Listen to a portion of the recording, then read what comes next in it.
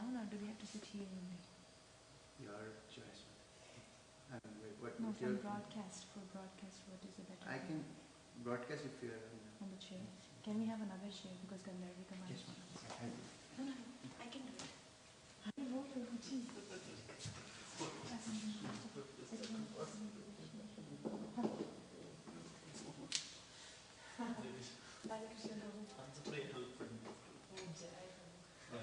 No. So you are giving first one. What? You are giving first and later she continue. No. You are only giving. No, we both she'll add and she'll add. Okay. I don't know Prabhu. Okay. We'll see how it goes. Okay. No. I'm sure it will go. Please pray, Prabhu, that I have some power to speak.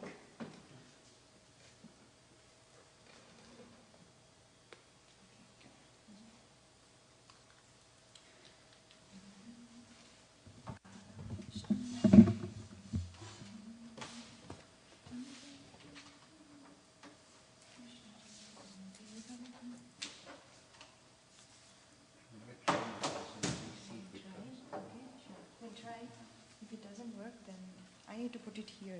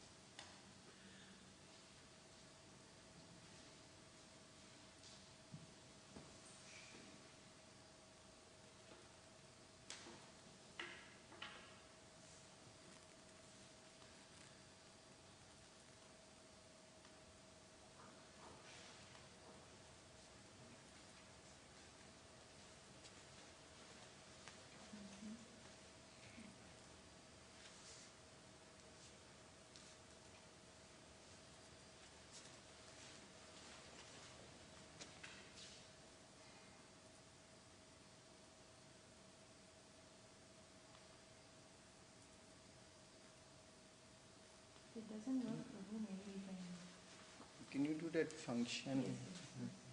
I'll try.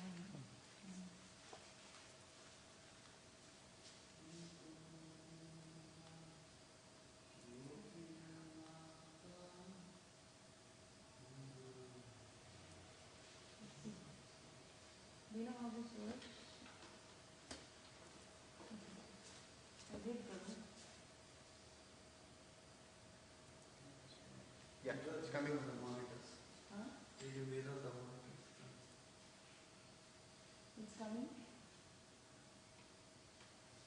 Prabhu, how I have to do Yeah, it's coming on 1 minute. It's coming.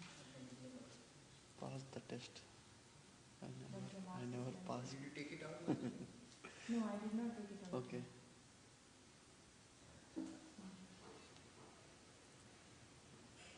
Overcome the disease of Prabhu, is it coming? No? Yeah.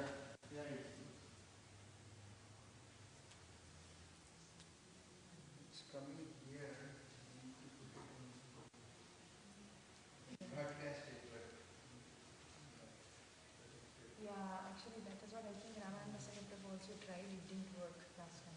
So what I can do is I can email the presentation to you. You can go from here. yeah, I can do that. From here. Okay, but you have to sync the online versus sync. No, that's fine. It's I fine? can display it. You might just want to reduce the resolution of the screen. Actually, we tried Prabhu previously also, but Mac, it doesn't work on Mac.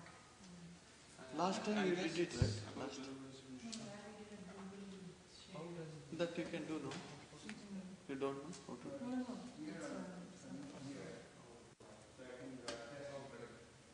So we can do We one can thing. broadcast it, but it doesn't doesn't show up here. Prabhu, it came. Yeah, it's coming, it's coming. Yeah. Okay. How is it? How you did? Le projecteur, Prabhu, it is little. Okay, you move it. You move it, Mataji. Oh.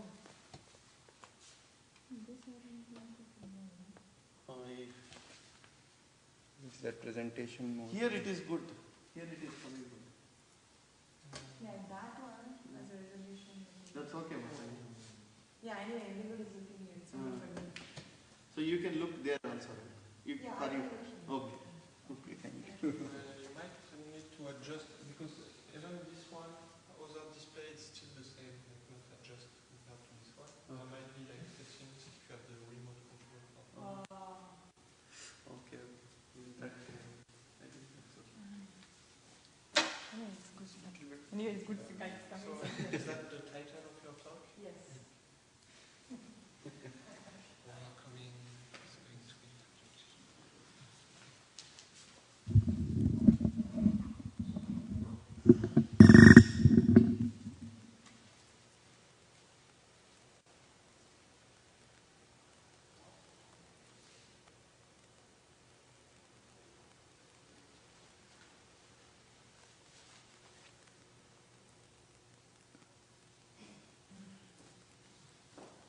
This is on.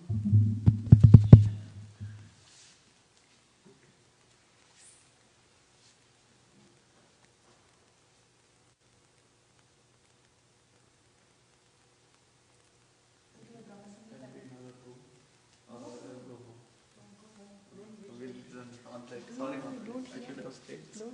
I'm preparing the You can just put it in that edit mode once. I just want to see if it's Sure, coming like sure. that.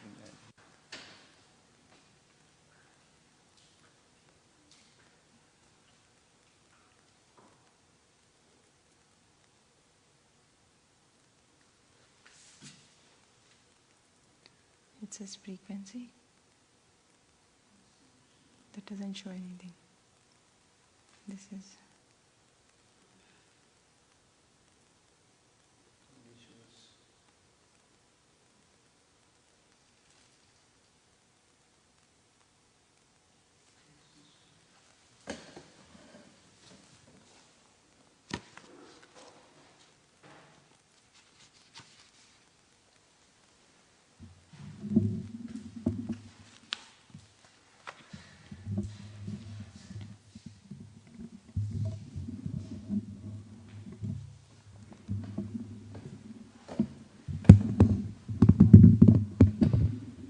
Suji, we can start. We do the translation first, right, Prabhu? 5 translations each, right?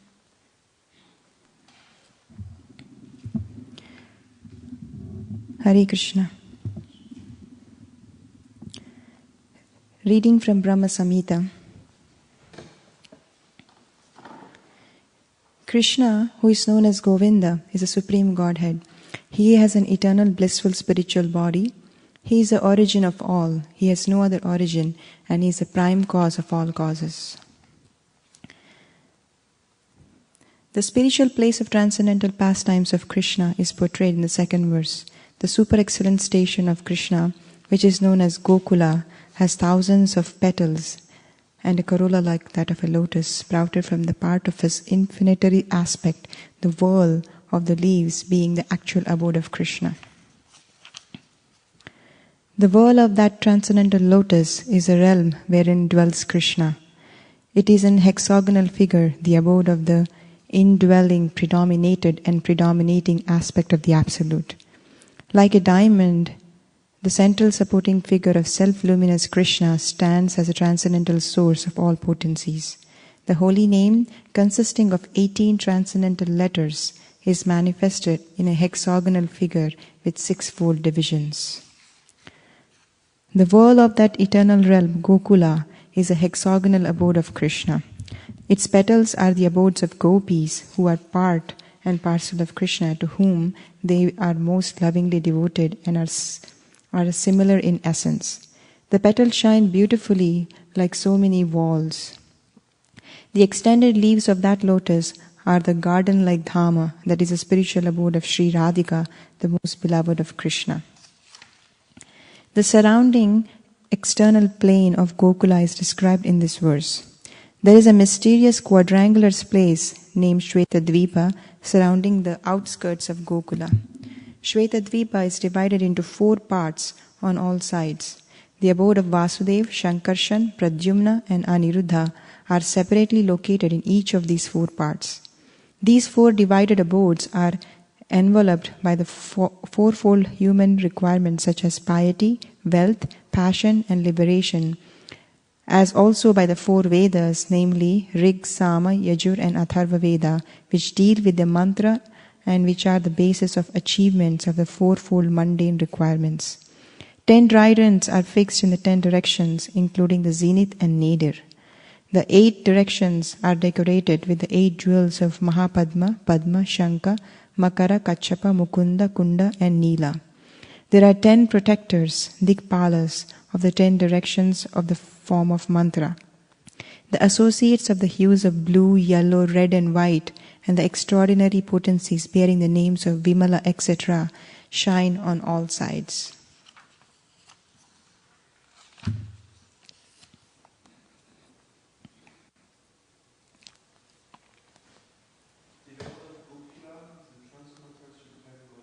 It's not on, Prabhu.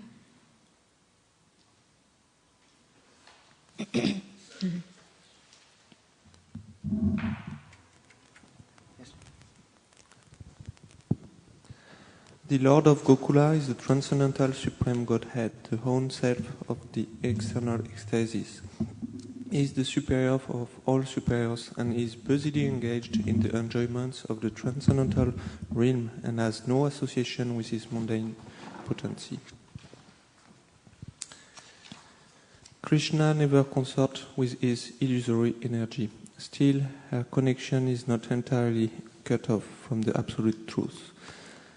When he intends to create the material world, the amorous pastime, in which he engages by consorting with his own spiritual chit potency, Rama, by casting his glance at the deluding energy in the shape of sending his time energy, is an auxiliary activity.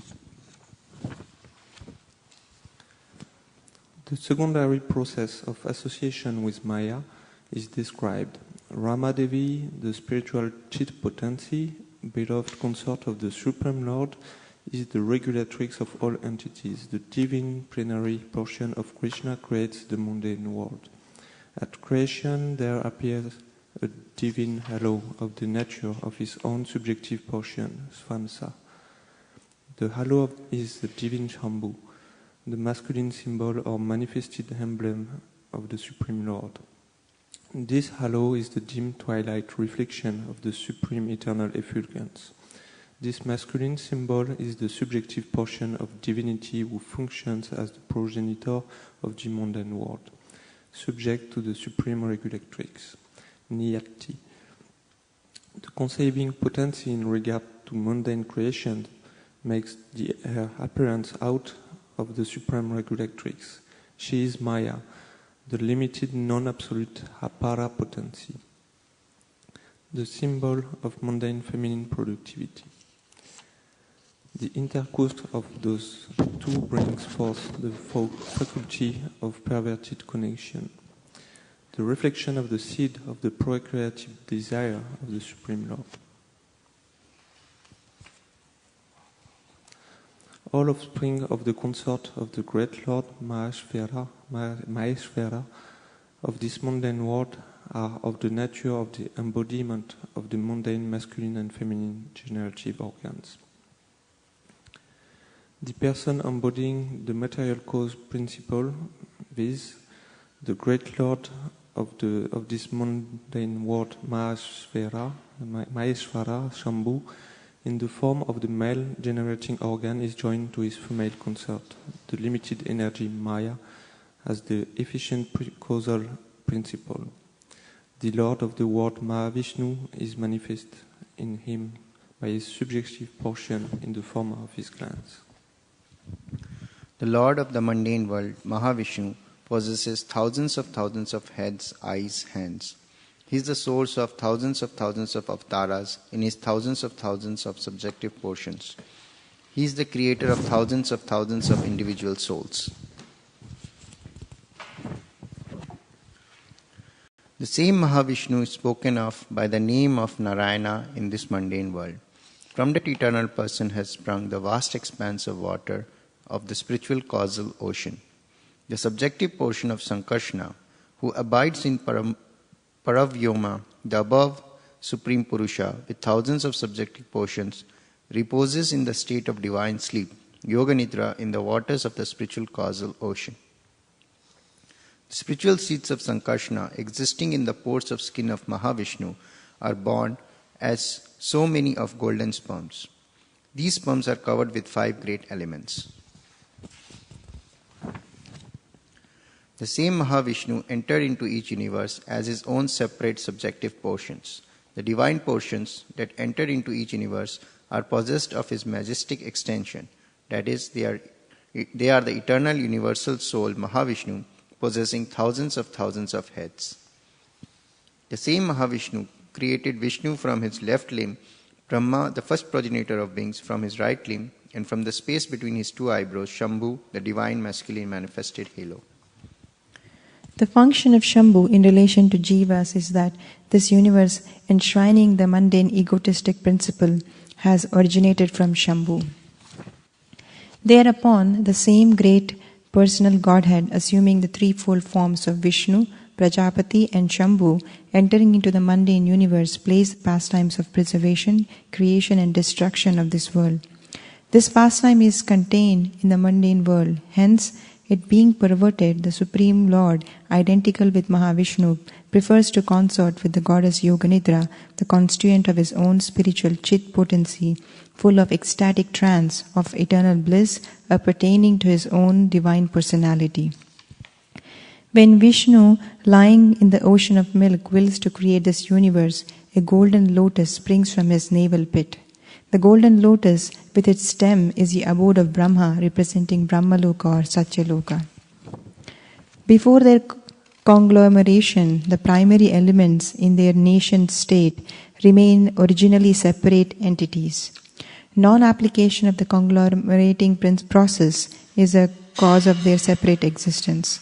Divine Mahavishnu, primal Godhead, through association with his own spiritual chit potency, moved Maya, and by the application of the conglomerating principle, created those different entities in their state of cooperation.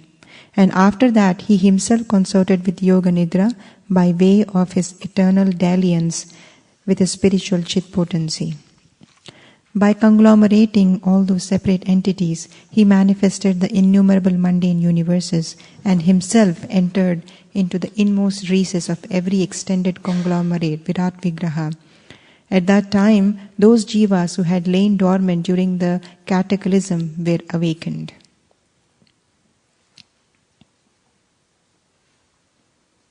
(21)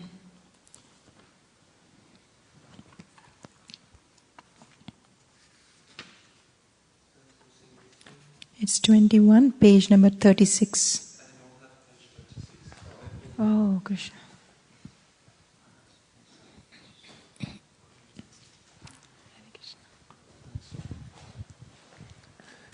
The same Jiva is eternal and is for eternity and without a beginning joined to the Supreme Lord by the tie of an eternal kinship.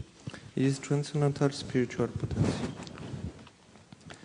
The divine lotus, which springs from the navel pit of Vishnu, is in every way related by the spiritual tie with all souls, and is the origin of four-faced Brahma, vested in the four Vedas. On coming out of the lotus, Brahma, being guided by the divine potency, turned his mind to the act of creation under the impulse of previous impressions. But he could see nothing but darkness in every direction. Then the goddess of learning, Saraswati, the divine consort of the Supreme Lord, said thus to Brahma, who saw nothing but gloom in all directions: "O Brahma, the mantra Vis Klim Krishnaya Govindaya, Gopi, Jana, Vallabhaya, Svaha will assuredly fulfill your heart's desires. O Brahma, do thou practice spiritual association by means of this mantra, then all your desires will be fulfilled. 26. Brahma, being desirous of satisfying Govinda, practiced the cultural acts for Krishna in Goloka, Lord of Shwetadipa, for a long time. His meditation ran thus: there exists a divine lotus of 1,000 petals, augmented by millions of filaments, in the transcendental land of Goloka. On its whirl there exists a great divine throne, on which is seated Sri Krishna, the form of eternal effulgence, of transcendental bliss, playing on his divine flute, resonant with the divine sound, with his lotus mouth. He is worshipped by his amorous milkmaids with their respective subjective portions and extensions, and also by his external energy, who stays outside, embodying all mundane qualities. Then Gayatri, mother of the Vedas, being made manifest, imparted by the divine sound of the flute of Sri Krishna, entered into the lotus mouth of Brahma, born from himself through his 8 ear holes. The lotus-born Brahma, having received the Gayatri sprung from the flute song of Sri Krishna, attained the status of the twice-born, having been initiated by the supreme primal preceptor, Godhead himself. And enlightened by the recollection of that Gayatri, embodying the 3 Vedas, Brahma became acquainted with the expanse of the ocean of truth. Then he worshipped Sri Krishna, the essence of all Vedas, with this hymn: I worship Govinda, the primeval Lord, the first progenitor, who is tending the cows, yielding all desires in abodes built with spiritual gems, surrounded by millions of purpose trees, always served with great reverence and affection by hundreds of thousands of Lakshmis or Gopis. I worship Govinda, the primeval Lord, who is adept in playing on his flute, with blooming eyes like lotus petals, with head bedecked with peacock's feather, with the figure of beauty tinged with the hue of blue clouds, and his unique loveliness charming millions of cupids. I worship Govinda, the primeval Lord, round whose neck is swinging a garland of flowers, beautified with the moon locket, whose 2 hands are adorned with the flute and jeweled ornaments, who always revels in pastimes of love, whose graceful threefold bending form of Shyamsundra is eternally manifest.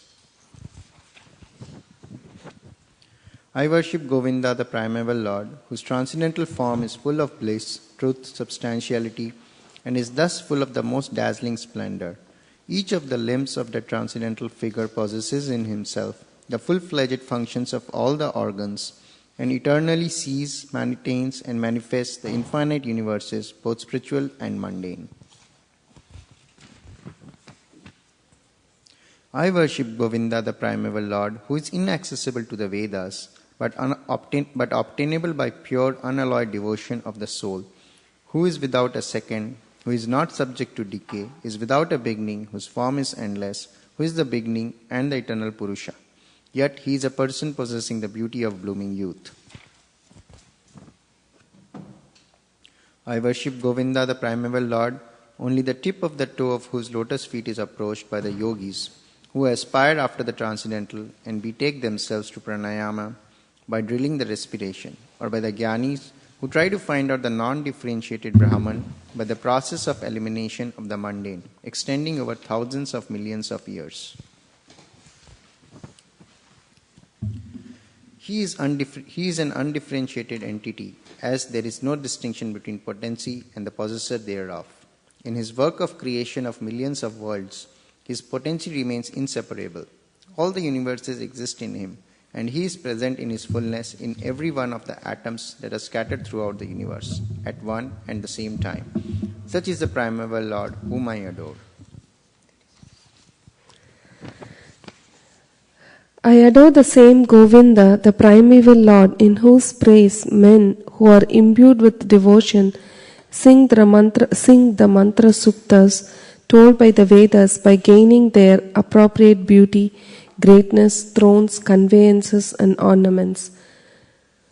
I worship Govinda, the primeval Lord, residing in his own realm Goloka, with Radha resembling his own spiritual figure, the embodiment of the ecstatic potency possessed of the 64 artistic activities, in the company of her confidants, Sakhis, embodiments of the extensions of her bodily form, permeated and vitalized by his ever blissful spiritual rasa.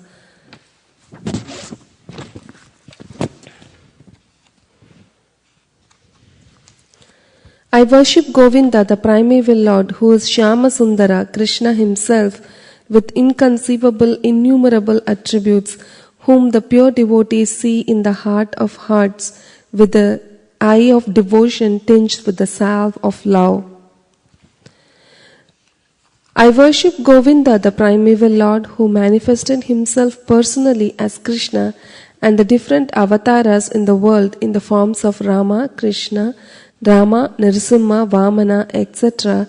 as his subjective portions.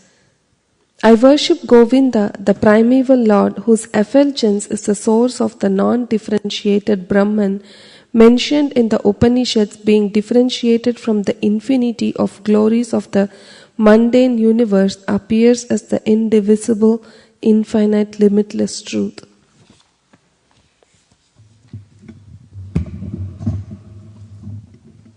I worship Govinda, the primeval Lord, who is the absolute substantiative principle, being the ultimate entity of the form of the support of all existence, whose external potency embodies the threefold mundane qualities, namely sattva, rajas, and tamas, and diffuses the Vedic knowledge regarding the mundane world.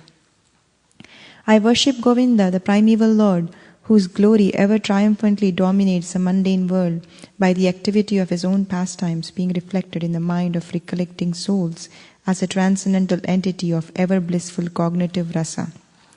Lowest of all is located Devi Dhama, the mundane world. Next above is the Mahesh Dhama, abode of Mahesh. Above Mahesh Dham is placed Hari Dhama, abode of Hari, and above them all is located Krishna's old realm named Goloka. I adore the primeval Lord Govinda, who has allotted their respective authorities to the rulers of their graded realms, of those graded realms.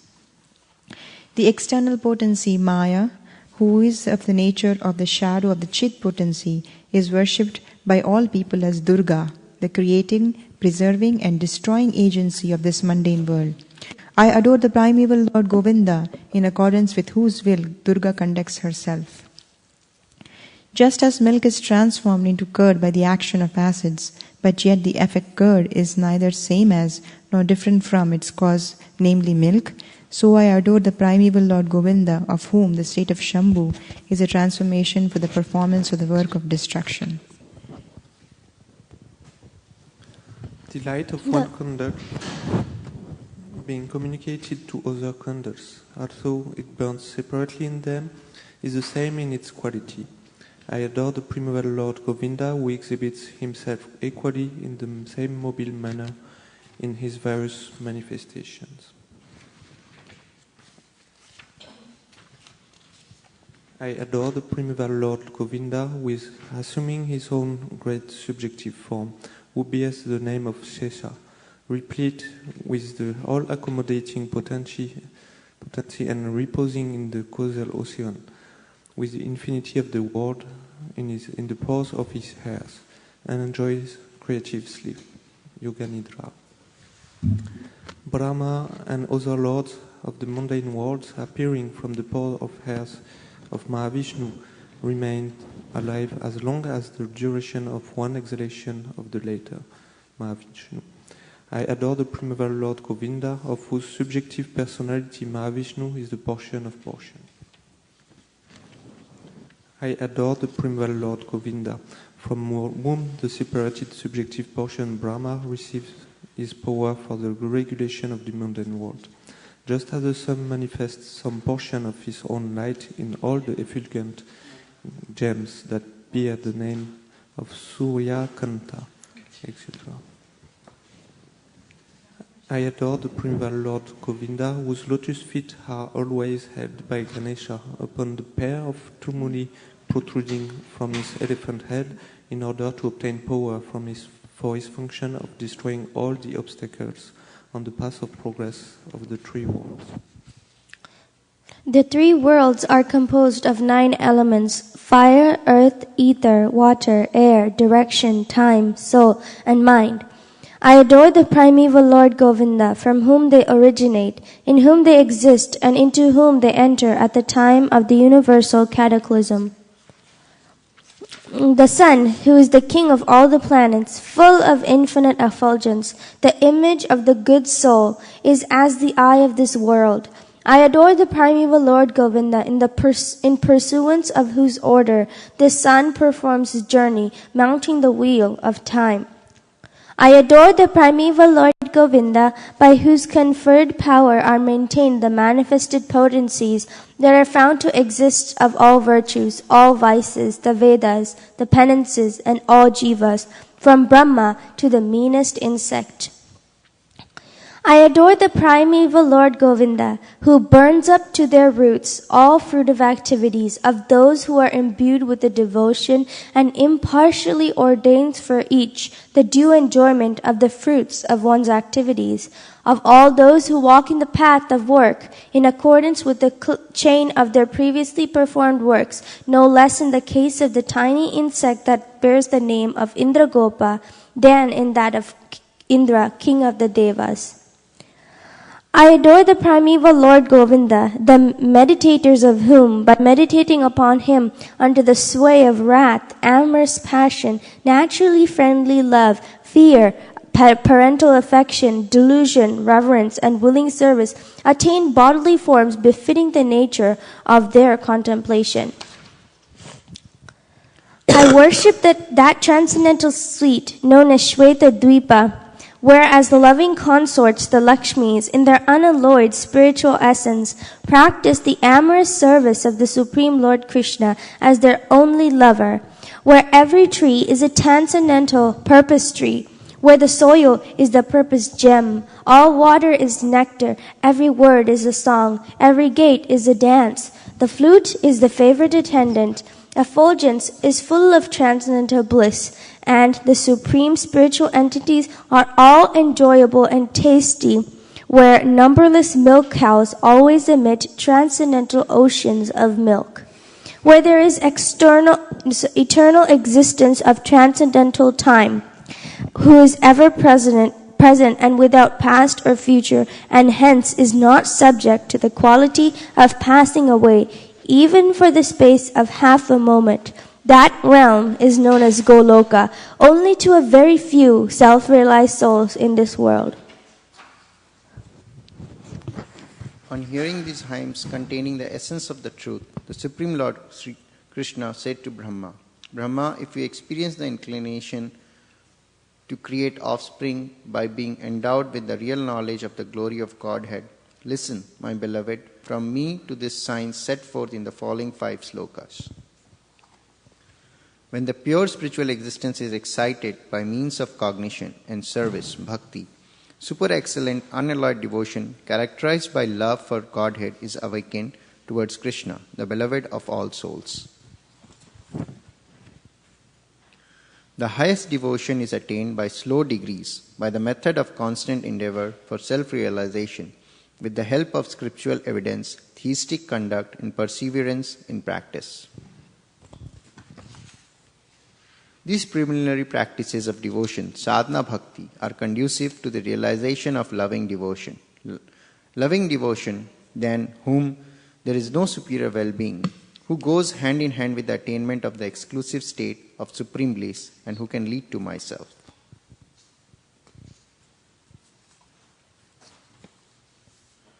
Abandoning all meritorious performances, serve me with faith. The realization will correspond to the nature of one's faith. The people of the world act ceaselessly in pursuance of some ideal. By meditating on me, by means of those deeds, one will obtain devotion characterized by love in the shape of the supreme service.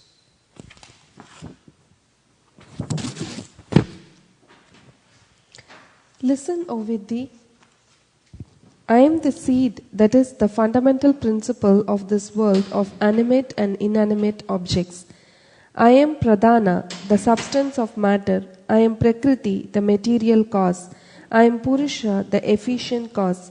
This fiery energy that belongs especially this fiery energy that belongs specially to the Brahman that inheres in you has also been conferred by me. It is by my bearing this fiery energy that you regulate this phenomenal world of animate and inanimate objects. Om Tat Sat. So now we go and chant the Sanskrit. Okay. In the blue folder.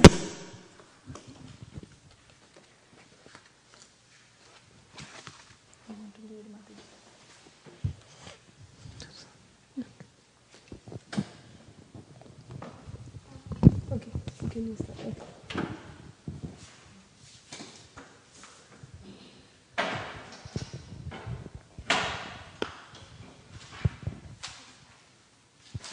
ईश्वरा परमकृष्ण सच्चिदानंद विग्रह अनादिरादिर्गोविन्द सर्वकारणकारणं सहस्रपत्रकमलं गोकुलाख्यं महत्पदं तत्कर्णिकारं तद्धाम तदनन्तांशसम्भवं कर्णिकारं महद्यन्त्रं षट्कोणं वज्रकीलकम् षड्अङ्गषट्पतिस्थानं प्रकृत्या पुरुषेण च प्रेमानन्दमहानन्द रसेनावस्थितं हि यत् ज्योतिरूपेण मनुना कामबीजेन सङ्गतं तत्किञ्जल्कं तदंशानां तत्पत्राणि श्रियामपि चतुरस्रं तत्परितः श्वेतद्विपाक्यमद्भुतम्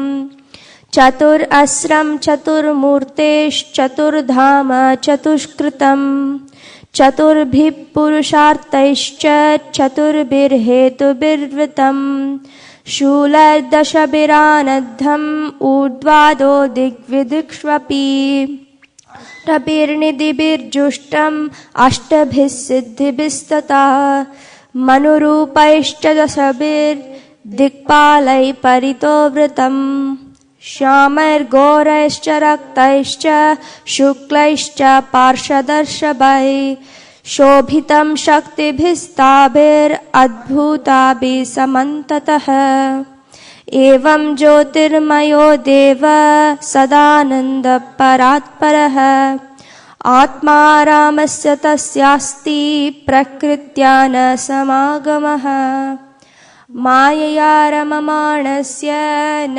वियोगस्तया सह आत्मना रमया रेमे त्यक्तकालं सिसृक्षया नियति सा रमा देवी तत्प्रिया तद्वशं तथा तल्लिङ्गं भगवान् शम्भुर्ज्योतिरूप सनातनः या योनि सा पराशक्ति कामो बीजं महद्धरे लिङ्गयोन्यात्मिका जाता इमा महेश्वरी प्रजा शक्तिमान् पुरुषः सोऽयं लिङ्गरूपी महेश्वरः तस्मिन् विरभूलिङ्गे महाविष्णुर्जगत्पतिः सहस्रशीर्षः पुरुषः सहस्राक्ष सहस्रपात् सहस्रबाहुर्विश्वात्मा सहस्रांशः सहस्रस्तुः नारायणः स भगवान्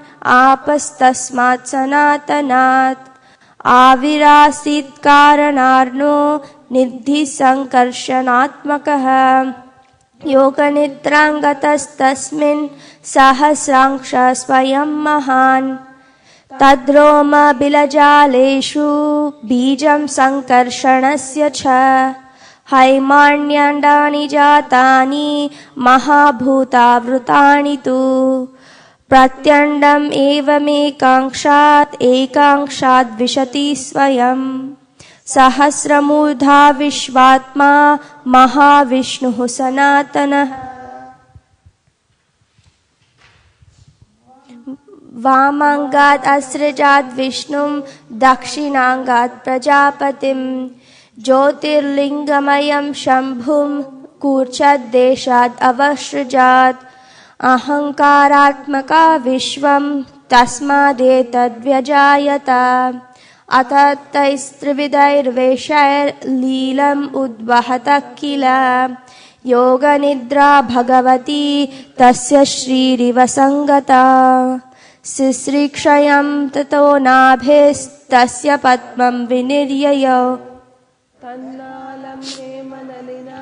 ब्रह्मणो लोकमद्भुतम् तत्त्वाणि पूर्वरूढानि कारणानि परस्परं सर्वोपायप्रयोगाच्च विभिन्नानि पृथक् पृथक् चिच्छक्त्या सज्जमानोऽथ भगवान् आदिपुरुषः योजयन्मायया देवो योगनिद्रामकल्पयत् योजयित्वा तु तान्येव प्रविवेश स्वयं गुहां प्रविष्टे तस्मिंस्तु दिव्यात्मा प्रतिबुध्यते स नित्यो नित्यसम्बन्धः प्रकृतिश्च परैव स एवं सर्वात्मसम्बन्धं नाप्यं पद्मं हरेरभूत् तत्र ब्रह्माद्भवद्भूयश्चतुर्वेदी चतुर्मुखः सञ्जातो भगवच्छक्त्यां तत्कालं किल चोदितः सिश्रीक्षायं मतिं चक्रे पूर्वसंस्कारसंस्कृतः ददर्श केवलं द्वान्तं नान्यत् किमपि सर्वतः उवाच पुरतस्तस्मै तस्य दिव्या सरस्वती कामकृष्णाय गोविन्द हे गोपीजन इत्यपि वल्लभाय प्रियावानेर्नन्त्रं ते दास्यति प्रियम् तपस्त्वं तपयेतेन तव सिद्धिर्भविष्यति अतत्ते सुचिरं प्रीणन् गोविन्दमव्ययम् श्वेतद्वीपं पतिं कृष्णं गोलोकस्थं परात्परम् प्रकृत्या गुणरूपिण्या पर्युपासितम् सहस्रदलसम्पन्ने कोटिकिञ्जल्कबृंहिते भूमिश्चिन्तामणिस्तत्र कर्णिकारे महासने समासीनं चिदानन्दं ज्योतिरूपं सनातनं शक्तब्रह्ममयं वेणुं वादयन्तं मुखाम्बुजे विलासिनी गणवृत्तं स्वैरंशैरभिष्टुतम् अथ वेणुनिनादस्य त्रयीमूर्तिमयी गतिः स्फुरन्ति प्रविवेशाशु मुखाब्जानि स्वयंभुवः गायत्रीं गायतस्तस्माद् अभिगत्य सरोजजः संस्कृतश्चादिगुरुणा द्विजताम् अगमत्तता त्रया प्रबुद्धोत विद्धिर्विज्ञात तत्त्वसागरः तुष्टाववेदसारेण स्तोत्रेणानेन केशवम् चिन्तामणि प्रकरसद्मसुकल्पवृक्ष लक्षावृतेषु सुरभिरभिपालयन्तम् लक्ष्मीसहस्रशतसम्भ्रमसेव्यमानम् गोविन्दमादिपुरुषं तमहं भजामि वेणुं क्वनन्तमरविन्ददलायताक्षं बार्हावतां समसिताम्बुदसुन्दराङ्गं कन्दर्पकोटिकमनीयविशेषशोभं गोविन्दमादिपुरुषं तमहं भजामि आलोलचन्द्रकलसत्वनमाल्यवंशी रत्नाङ्गदं प्रणयकेलिकलाविलासं श्यामं त्रिभङ्गललितं नियतप्रकाशं गोविन्दमादिपुरुषं तमहं भजामि अङ्गानि यस्य सकलेन्द्रियवृत्तिमन्ति पश्यन्ति पान्ति कलयन्ति चिरं जगन्ति आनन्दचिन्मय सदुज्ज्वलविग्रहस्य गोविन्दमादिपुरुषं तमहं भजामि अद्वैतम् अच्युतमनादिमनन्तरूपम् आद्यं पुराणपुरुषं नवयौवनं च वेदेषु दुर्लभमदुर्लभमात्मभक्तौ गोविन्दमादिपुरुषं तमहं भजामि पन्तास्तु कोटिशतवत्सरसम्प्रगम्यो वायोरधापि मनसो मुनिपुङ्गवानां सोऽप्यस्ति यत्प्रपदसिम्य विचिन्त्य तत्ते गोविन्दमादिपुरुषं तमहं भजामि एकोऽप्यसौ रचयितुं जगदण्डकोटिं यच्छक्तिरस्ति जगदण्डछयायदन्तः अण्डान्तरस्थपरमाणुचयान्तरस्थं गोविन्दमादिपुरुषं तमहं भजामि यद्भावभावि तदियो मनुजास्तथैव सम्प्राप्य रूपमहिमा सनयानभूषा सूक्तैर्यमेव निगमप्रतितैस्तुवन्ति गोविन्दमादिपुरुषं तमहं भजामि आनन्दचिन्मयरस प्रतिभाविताभिस्ताभिर्य एव निजरूपतया कलाभिः गोलोक एव निवसत्यखिलात्मभूतो गोविन्दम् आदिपुरुषं तमहं भजामि प्रेमाञ्जनचुरितभक्तिविलोचनेन सन्तः सततहृदयेषु विलोकयन्ति यं श्यामसुन्दरमचिन्त्य गुणस्वरूपं गोविन्दम् आदिपुरुषं तमहं भजामि मादिमूर्तिषु कलानियमेन तिष्ठन् नानावतारमखरोद्भुवनेषु किन्तु कृष्णः स्वयं समभवत् परमपुमान्यो गोविन्दमादिपुरुषं तमहं भजामि यस्य प्रभा प्रभवतो कोटिष्वशेषवसुधादिविभूतिभिन्नं तद्ब्रह्मनिष्कलमनन्तम् अशेषभूतं गोविन्दमादिपुरुषं तमहं भजामि हि यस्य जगदण्डशतानि सूते त्रैगुण्यतद्विषयवेदवितार्यमाना सत्त्वावलम्बि परसत्त्वं विशुद्धसत्त्वं गोविन्दमादिपुरुषं तमहं भजामि आनन्दचिन्मयरसात्मतया मनःसु ज्ञाप्राणिनां प्रतिफलं स्मरताम् उपेत्य लीलायितेन भुवनानि जयत्यजस्रं गोविन्दमादिपुरुषं तमहं भजामि गोलोकनाम्नि निजदाम्नि तले च तस्य देवी महेश हरिधामसुतेषु तेषु ते ते प्रभावनिचया विहिताश्च येन गोविन्दमादिपुरुषं तमहं भजामि सृष्टिस्थितिप्रलयसाधनशक्तिरेका छायेव यस्य भुवनानि बिभर्ति दुर्गा इच्छानुरूपमपि यस्य च तिष्ठते सा Govindam Adi Purusham Tamaham Bhajami.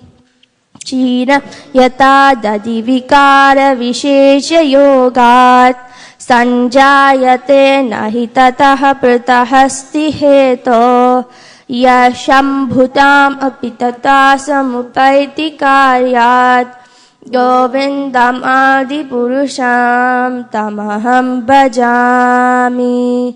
Deepachireva hidashantaramabhyupetya Deepayate vivrita hetu samana dharma Yastadrigeva hicha vishnutaya vibhati Govindam Adi Purusham Tamaham Bhajami. Yakaranarnava jale bhajati sma yoga Nidramananta jagadanda saroma kupaha Adhara shaktim avalamya param swamurtim Tamaham bhajami. Yasyaikanishvasita kala matavaramya Jivanti loma vilaja jagadandanata Vishnur mahansa iha yasya kala vishesho Govindamadi purusham tamaham bhajami. Basvanyatashma shakaleshu nijeshu teja Swiyam kiyat prakatayatyapi tatvadatra Brahmaya esha jagadanda vidana karta Govindamadi purusham tamaham bhajami. Yatpada pallava yugam vinidaya kumbha Dvandve pranama samaye saganadi raja Vignan vihantu malamasya jagatrayasya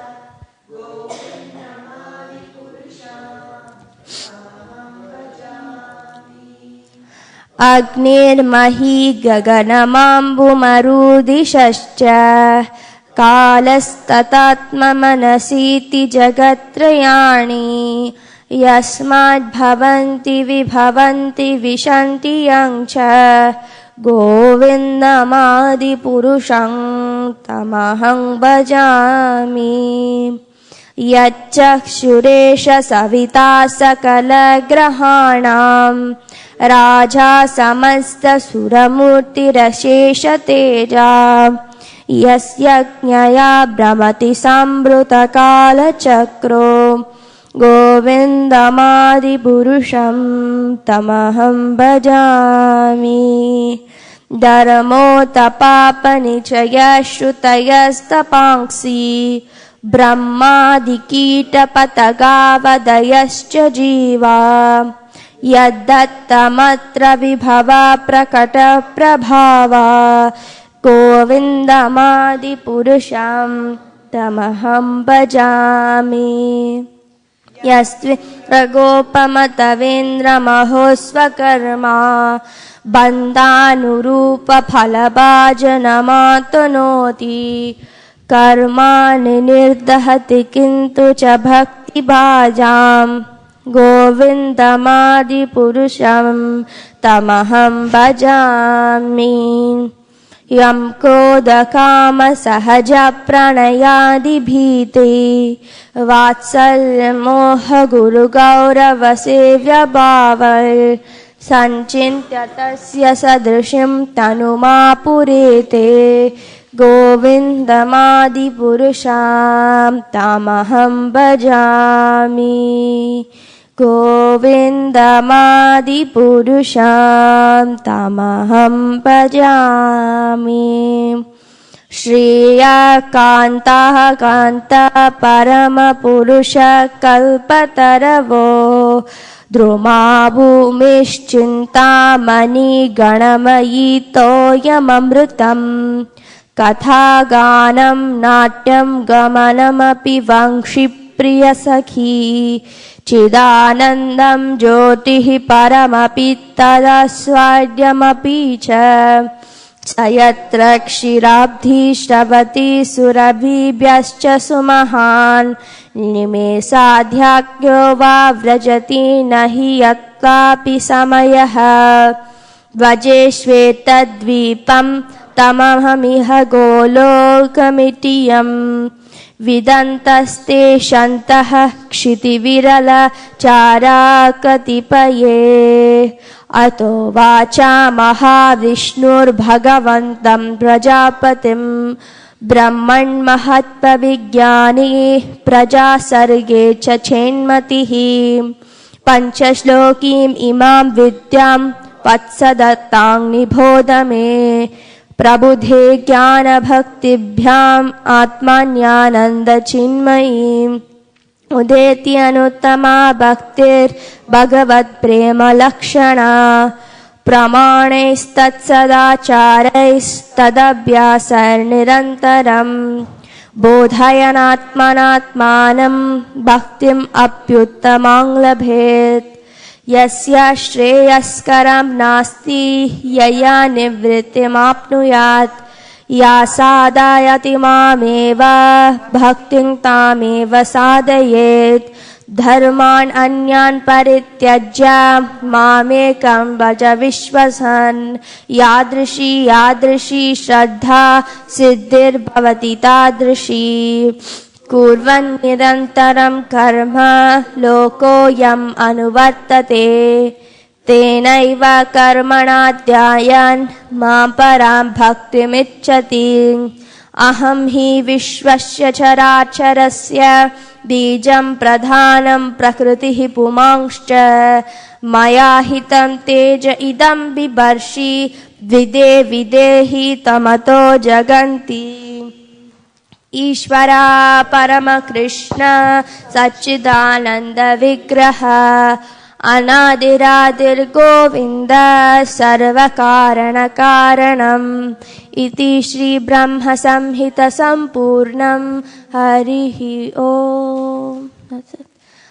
Shri Shri Radha Madan Mohan की जय।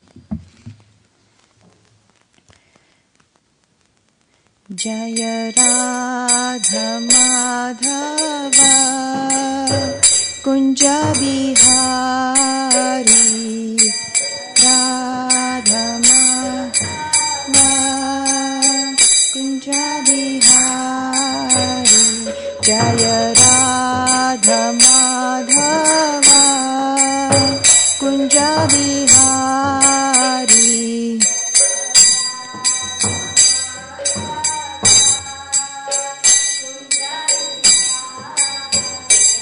जय गोपी जन वल्लभा गिरिवरधारी गोपी जन वल्लभा गिरिवरधारी जय गोपी जन वल्लभा गिरिवरधारी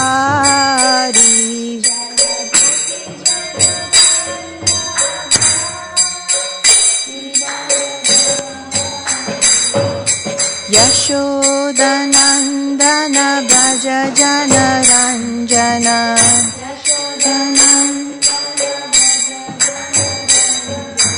यशोदनन्दन व्रज जनरञ्जन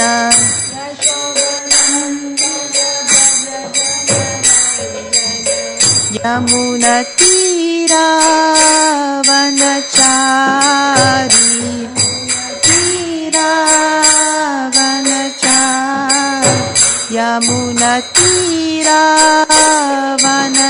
यमुनतीरावनचारी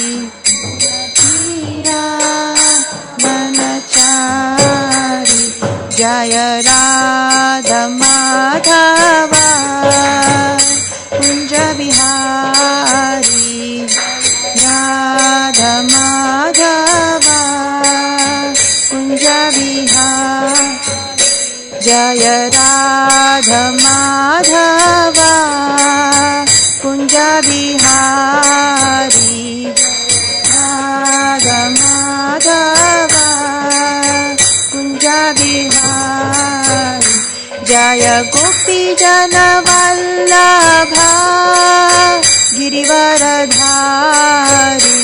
जय गोपी जन वल्लभा गिरिवरधारी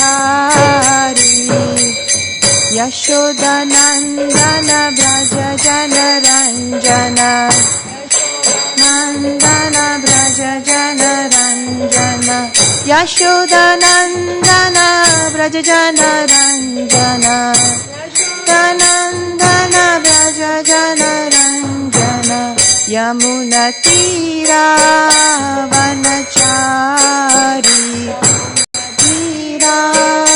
वनचारी जय राधा माधव कुंज बिहारी राधा कुंज जय Radha Madhav Kunj Bihari Radha Madhav Kunj Bihari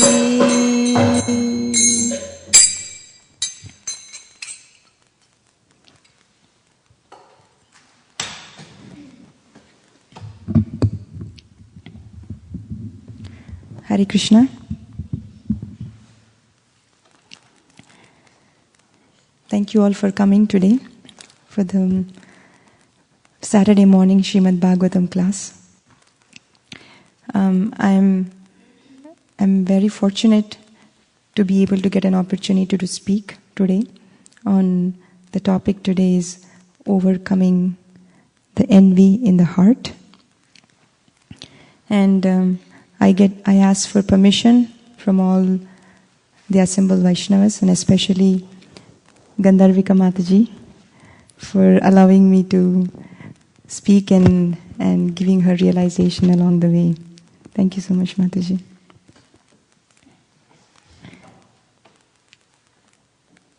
That doesn't work? Okay.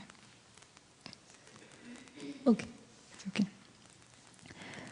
Okay, we'll be reading from Srimad Bhagavatam, Srimad Bhagavatam, Canto 9, 11th chapter, verse number 23. Purusho Ramacharitam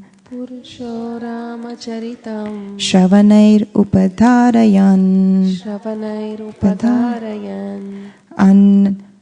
Anrashramasya Paro Jivan Rajan Anrashramasya Paro Karma Bandhair Vimuchyate.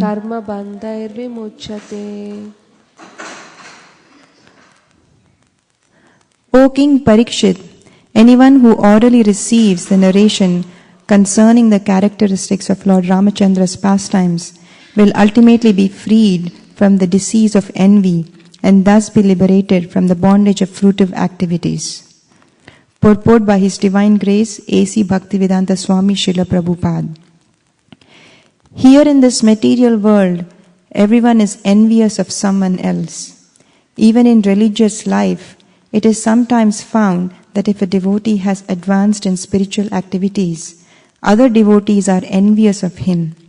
Such envious devotees are not completely freed from the bondage of birth and death. As long as one is not completely free from the cause of birth and death, one cannot enter the Sanatan Dhama or the eternal pastimes of the Lord. One becomes envious because of being influenced by the designations of the body, but the liberated devotee has nothing to do with the body, and therefore he is completely on the transcendental platform. A devotee is never envious of anyone, even his enemy. Because the devotee knows that Lord is the supreme protector, he thinks, what harm can the so-called enemy do? Thus the devotee is confident about his protection. The Lord says, Ye yatha mam prapajyante tam sathaiva bhajamyaham. According to the proportion of one's surrender unto me, I respond accordingly.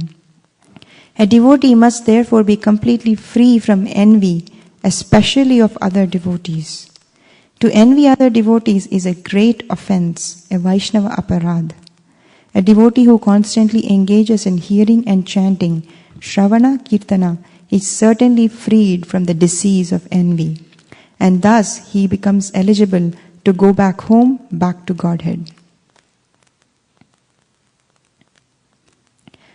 Om Ajnanatimirandhasya Jnananjana Shalakaya Chakshurun Militam Yena Tasmai Shri Gurave Namaha. Shri Chaitanya Manobhishtam Stapitam Yena Bhutale Swayam Rupa Kadamayam Tadati Swapadantikam. Vandeham Shri Guru Shri Yuta Padakamalam Shri Gurun Vaishnavamscha Shri Rupam Sagrajatam Sahagana Raghunathanvitam Tam Sajivam Sadvaitam Savadutam Parijana Sahitam Krishna Chaitanya Devam Shri Radha Krishna Padan Sahagana Lalita Shri Vishakhanvitamscha. He Krishna Karuna Sindhu Dinabandhu Jagatpate Gopesha Gopika Kanta Radha Kanta Namostute. Tapta Kanchana Gaurangi Radhe Vrindavaneshwari Vrishabhanu Sute Devi Pranamami Hari Priye. Vancha kalpatarubhyascha kripa sindubhya evacha patitanam pavanebhyo vaishnavebhyo namo namaha. Shri Krishna Chaitanya Prabhu Nityananda Shri Advaita Gadadhara Shri Vasadi Gaura Bhakta Vrinda. Hare Krishna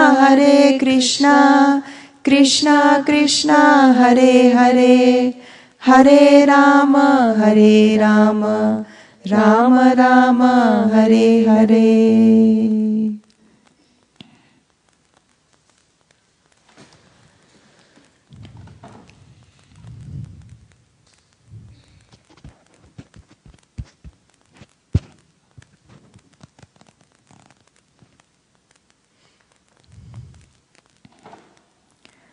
Okay, so we are going to talk about overcoming the disease of envy today.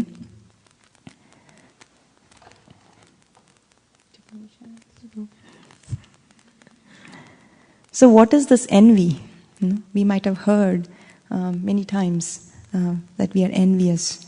But what is this envy? The definition of envy is that it's a desire to have a quality, possession, or other desirable attribute belonging to someone else. Sometimes we get confused with jealousy and envy because they both sound similar. And the difference between the jealousy and envy is that jealousy concerns the loss of what one has, and envy concerns one not having what one wants. It's similar, but generally jealousy is about something, about your possession with a relationship. Envy is that you don't have. Actually, envy is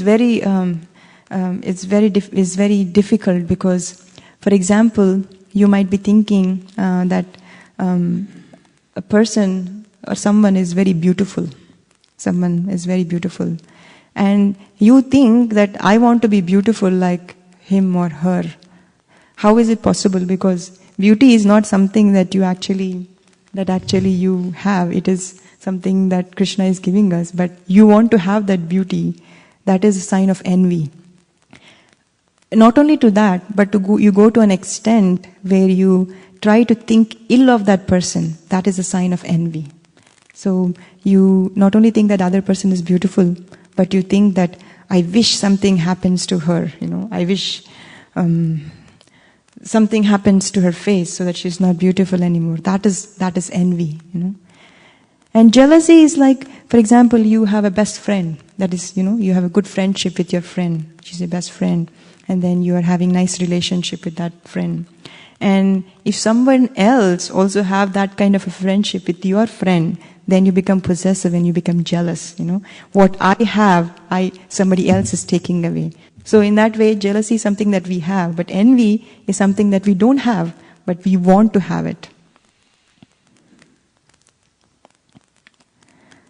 The question is that we might have heard about having envy among our interactions with other people in general, but we may not be thinking that, does envy exist among devotees? Because this is a spiritual platform where everybody here is coming to worship Krishna. And does envy exist among the spiritual beings as well? And is this the nature of the soul to be envious? Yes, that is the nature of the soul to be envious, because that's why we are here. We were all originally in Goloka Vrindavan or some place with Krishna, and we were having very nice pastimes, but somehow because we were envious of Krishna, because the nature of the soul, we fell down, and here we are in this material world. And how being envious of devotees means ultimately being envious of Krishna. We have heard many times that if you are envious of one person, means actually you are envious of Krishna. Actually, that was a very difficult thing for me to understand, because I was thinking, no, I am not envious of Krishna. I am just only envious of that devotee, not with Krishna. So that is a question that I always had in mind, how does being envious of devotees means being envious of Krishna? So these are the things that we will try to cover today. Actually, the reason I was thinking about this presentation was that it's just to actually provoke a thought in our mind that envy is something which exists in our heart, which is a disease, and we should somehow or other try to get rid of this envy. So that is the whole purpose of this class. You want to add something, Mataji? Yeah, that makes true sense, because once is at the beginning itself, the Bhagavatam says that the spiritual life is for the non-envious. Mm-hmm. So no matter how much ever service we do, if we don't get rid of this big anartha, then it's very difficult to really relish the taste of Krishna consciousness. Mm-hmm. So it's a very important topic. Thank you for choosing. Actually, I wanted to give some examples of my own personal life where I was envious. When I was a student in my school, there used to be another topper who used to always used to top the class, and I always was behind her somehow by Krishna's arrangement. And then I used to think, why is that she is always on the top? Why is that I am not on the top? And one day while I was writing the exams, there was final examinations, we were writing the examinations. And then because of some reason, she was late.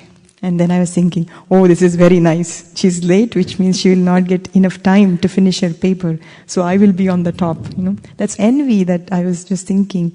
And in the end, it turned out that teacher gave her extra grace time so that she could finish her paper. But the sign that thinking ill of that person is envy, deep rooted in the heart. That was something I... Maybe we can hear if anybody else had the same experience of envy in their life. Yeah, if someone would like to share.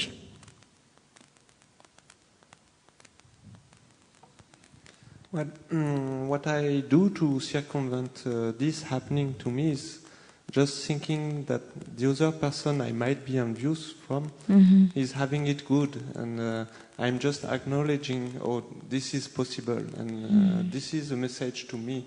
I understand what I see so beautiful in this person is possible, and so that's a way to overcome that I use. Very nice, very nice. Yeah. Anybody would like to share if they have envy in their heart? Okay. One thing I was, as the same, mostly like you, when I was young in the college, and the envy was so deep that I want to finish the college work or anything. Whatever announcement is made, I want to make sure that my name is there and it's the first in the list. To such an extent that I don't even eat. I just sit in the lab and do my work. That after that chronic envy, I started getting ulcer in the 3 years. So envy is not only a subtle thing, but if one carries it to the deeper levels, I have personal experience as you just explain how it also affects your physical body and stops you from progressing forward. But at the end of the day, whoever has to succeed, they will only succeed. But it's so difficult to accept. It's true. So where is this envy coming from? What is the root of this envy? In Bhagavad Gita, Lord Krishna says, Bhoktaram yagyatapasam sarvaloka maheshwaram suhurdam sarvabhutanam gyatmamam shantvrichati. Which means that Krishna is saying that I am the proprietor, I am the enjoyer, and I am the best friend of everybody. And so we have to remember this, and then let's see what we think. We think when Krishna says I am the proprietor, we replace Krishna with I, with me. I am the proprietor, which means that I am something or I am the best. So we might be thinking that, I am the best DT dresser here at ISV. And when somebody else does a better job than me, then I get envious, Oh, how come that person? I don't have that. I am not the person who actually is good at dressing, but still I think I get envious of other people who is dressing. Making garlands, we might be thinking, one person is making beautiful garlands. How come I am not able to make that? That's envious. To such an extent, I heard that because of envy, you think ill of other person. This example of making garlands, you are actually making it for Krishna. But people who, if one person is good at making garlands and the other person comes in who is doing better garlands than the other person, then they go to an extent that they steal some flowers so that the other person doesn't make good garlands. The best flowers. The best flowers. Steal some best flowers so that the garland is not good. So again, here thinking that I am the proprietor, so I should be the best. So the message of Krishna, whatever he's saying, that he's a proprietor, is lost. That is a root. And you might be thinking, I'm best at giving classes, I'm best at singing, even though I don't know how to sing, I think that I am the best singer. How come I am not singing as good as the other person? Cooking, cooking also, I should be the best cook, preaching and all other things. Actually, these are the examples that I picked, some of the ones which exist in spiritual life. In material life, there are so many examples how you are envious of other people, but these are the ones that happen even in spiritual life.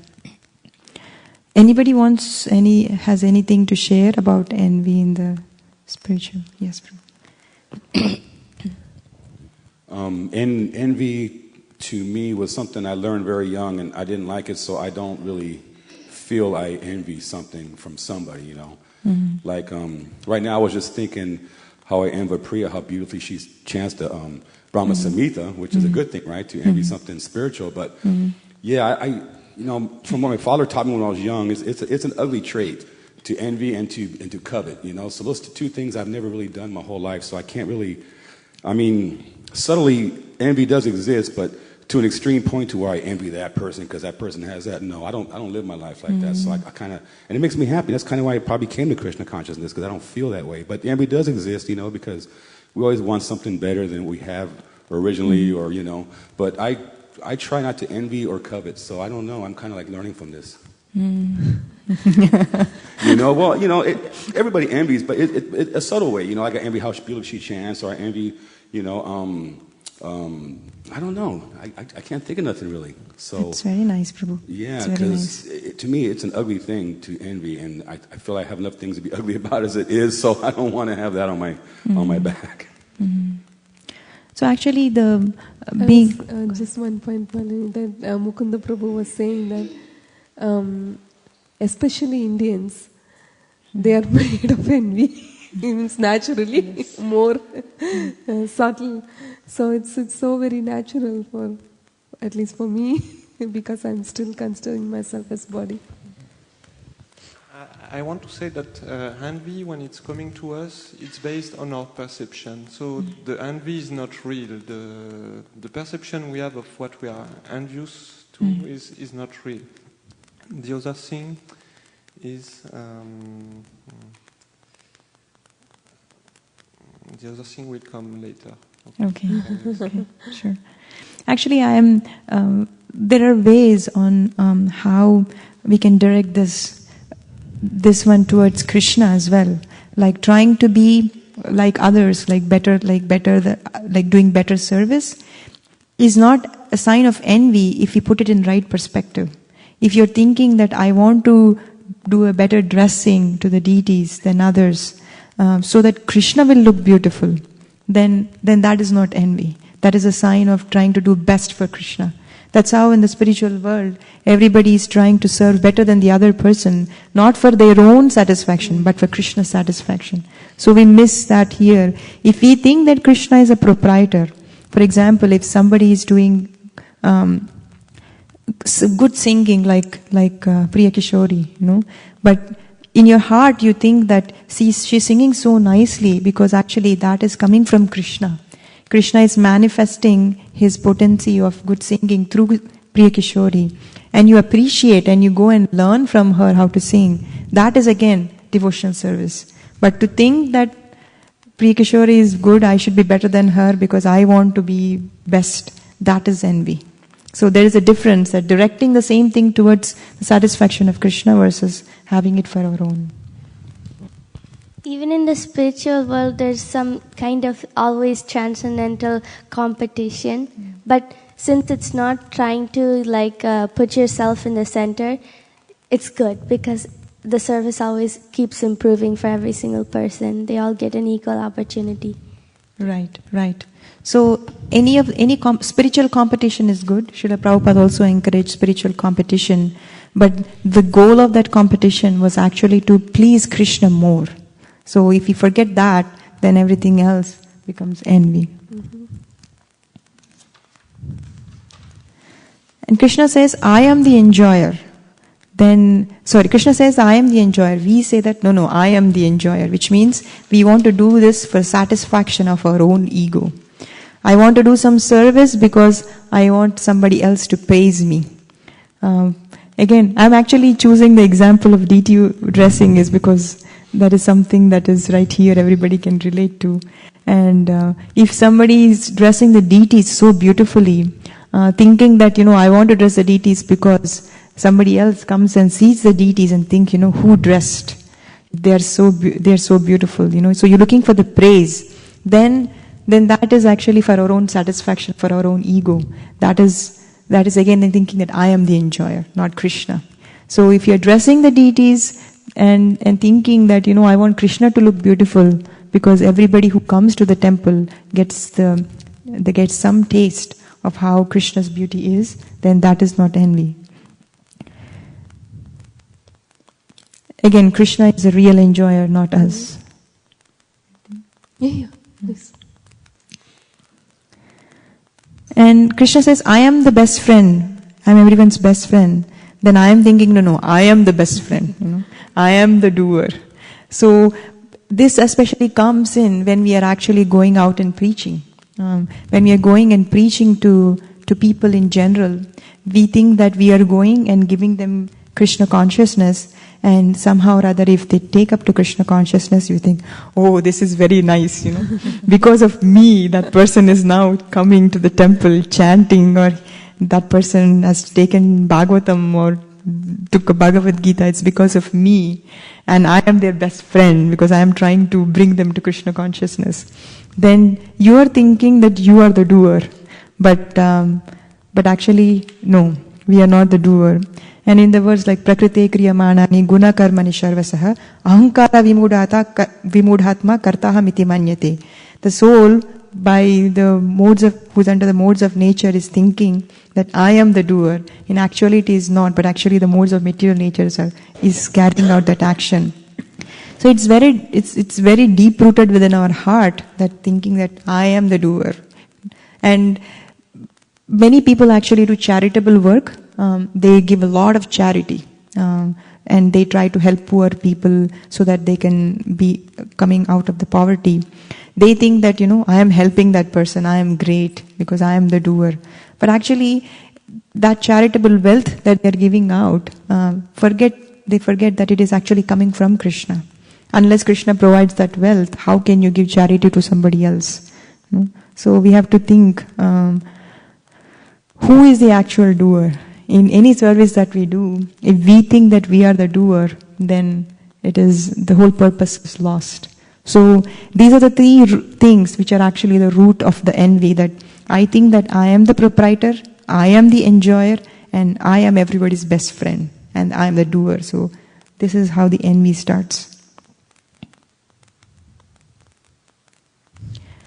And how does envy manifest, And why is it a disease? Because once the envy is in your heart, once you're envious of other person, the other anarthas or unwanted things start coming into our heart.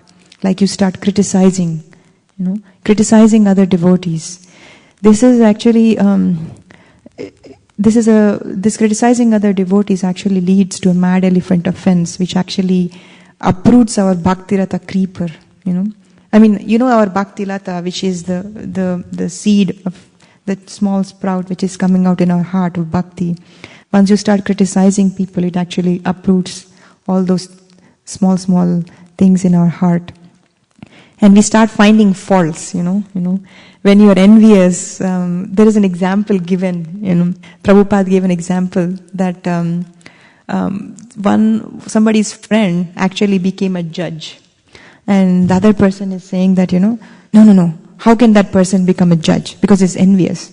So, no, it's true, he became a judge. And then he says, oh, okay, maybe he's not a great judge. Maybe he's just a normal judge. And then the other person, no, he's a great judge. And he says, okay, maybe he's a great judge. Maybe he's not paid. He's just doing for free, You start finding these kind of faults in other people, saying that, because of envy, you can't tolerate the other person's progress. And you start judging others. When you're envious of someone and they do some kind of act, and then you think that maybe he didn't do it in the right way, maybe this is wrong, maybe that is wrong. Why is he doing this way? Why is she doing this way? You start just judging others. And whatever you do is all right. Like even if you do a mistake, you say it is right. And then when somebody questions you, why did you dress the deities this way? And you start making justification, Oh no, because like this, because of this one, because I couldn't put the chadar up like this, so I put it down. So you start justifying your actions, and you try to hide your own faults, And this and this kind of envy actually is very common among the peers, which is to say, like, for example, it is said that if a person is poor and he is not envious of a rich person, because anyway he's poor, he is not envious of the other person. But if there is a rich man and there is a richer man than him, then he is envious, like, how come I don't have so much of money as this other person has? Another example is given is that if you're a teacher, and if you're a software engineer, then if the teacher is making progress in her profession, you don't get so envious. But you're a software engineer, but your friend is another software engineer who just got promoted, then you get very envious because it's on the same level. Then it is said that it is more among the peers, the envy is more among the peers than among other people. And also, one quick thing, Malini, that came to my mind is it also happens people who are so close. Because if somebody else in the West Coast does something great, I don't care. But if somebody in my congregation, they perform well, then that bothers me. Because the envy is so close amongst the people who are very close. Yes. That's why it's so dangerous, because you will lose the good association that you have because of this envy. Yeah, that's one point that I wanted to share. It's also true that it's familiarity breeds contempt. Yes, exactly. The person you're closest with, the more you live close with a person, the more you tend to finding faults with that person. Because that's a nature of the soul. So it's very dangerous to be envious. And Krishna also says in Bhagavad Gita, Ye yatha mam prapadyante tam sataiva bhajamyaham, which means as one approaches me, I reward them accordingly. And if you want to approach Krishna, and if you want to have a tendency of finding faults with other person, then Krishna will help you find faults of the other person, because that's your propensity, then Krishna will give you. So it's these are some of the ways how envy actually manifests amongst us and amongst others. I was thinking about how Prabhupada said once that even if one of the people I've tried to cultivate in Krishna consciousness, if they become higher than me and go back to Godhead, I'll be so fortunate because they will take me back to Godhead. And even Vaisheshika Prabhu said that many times. And I was thinking, if only they were envious, where would we be? We would not even be in Krishna consciousness. But the more we envy others and we don't like them to advance, the more we're actually envying Srila Prabhupada's mission, because he wanted everybody to go up. So when we encourage each other, we're serving them just by doing that. Right. So it is said that envy doesn't exist for a pure devotee. So unless we are on the platform of the pure devotional service, we cannot be on the platform of overcoming the envy. And the point that you are mentioning is Srila Prabhupada. There is a purport I'll read where he says that because he was on the level of pure devotional service, he actually gave up. He didn't have any envy in his heart. So he thinks that all the people who he is initiating, they should become better disciples than him, not just that they become better disciples so that they can liberate him. Because the higher purpose that Srila Prabhupada saw was that if more devotees become pure devotees, then the movement of Krishna consciousness will spread. And that is what Krishna wanted. So that's why his motive, he didn't have envy, because he was a pure devotee of Krishna. Yeah, when you have like a harming thought about someone else, the first thing is that to harm someone, you have to harm yourself first. So you are harming yourself in getting those thoughts. You can look at that and say, okay, this is coming, I acknowledge this envy is coming, but I know it's not good for me. Then it helps to get over it. Nice. There's this saying that Guru Maharaj, His Holiness Sadhanath Maharaj says, and it is that if you are revengeful against somebody, you might as well dig 2 graves, one for him and one for yourself. And I think that's kind of the same case with envy, based on what he said. That's true. That's true. And why is this a dangerous disease? Why is it a dangerous disease? As Mataji was mentioning that in the beginning of Srimad Bhagavatam, the 2nd verse, it says,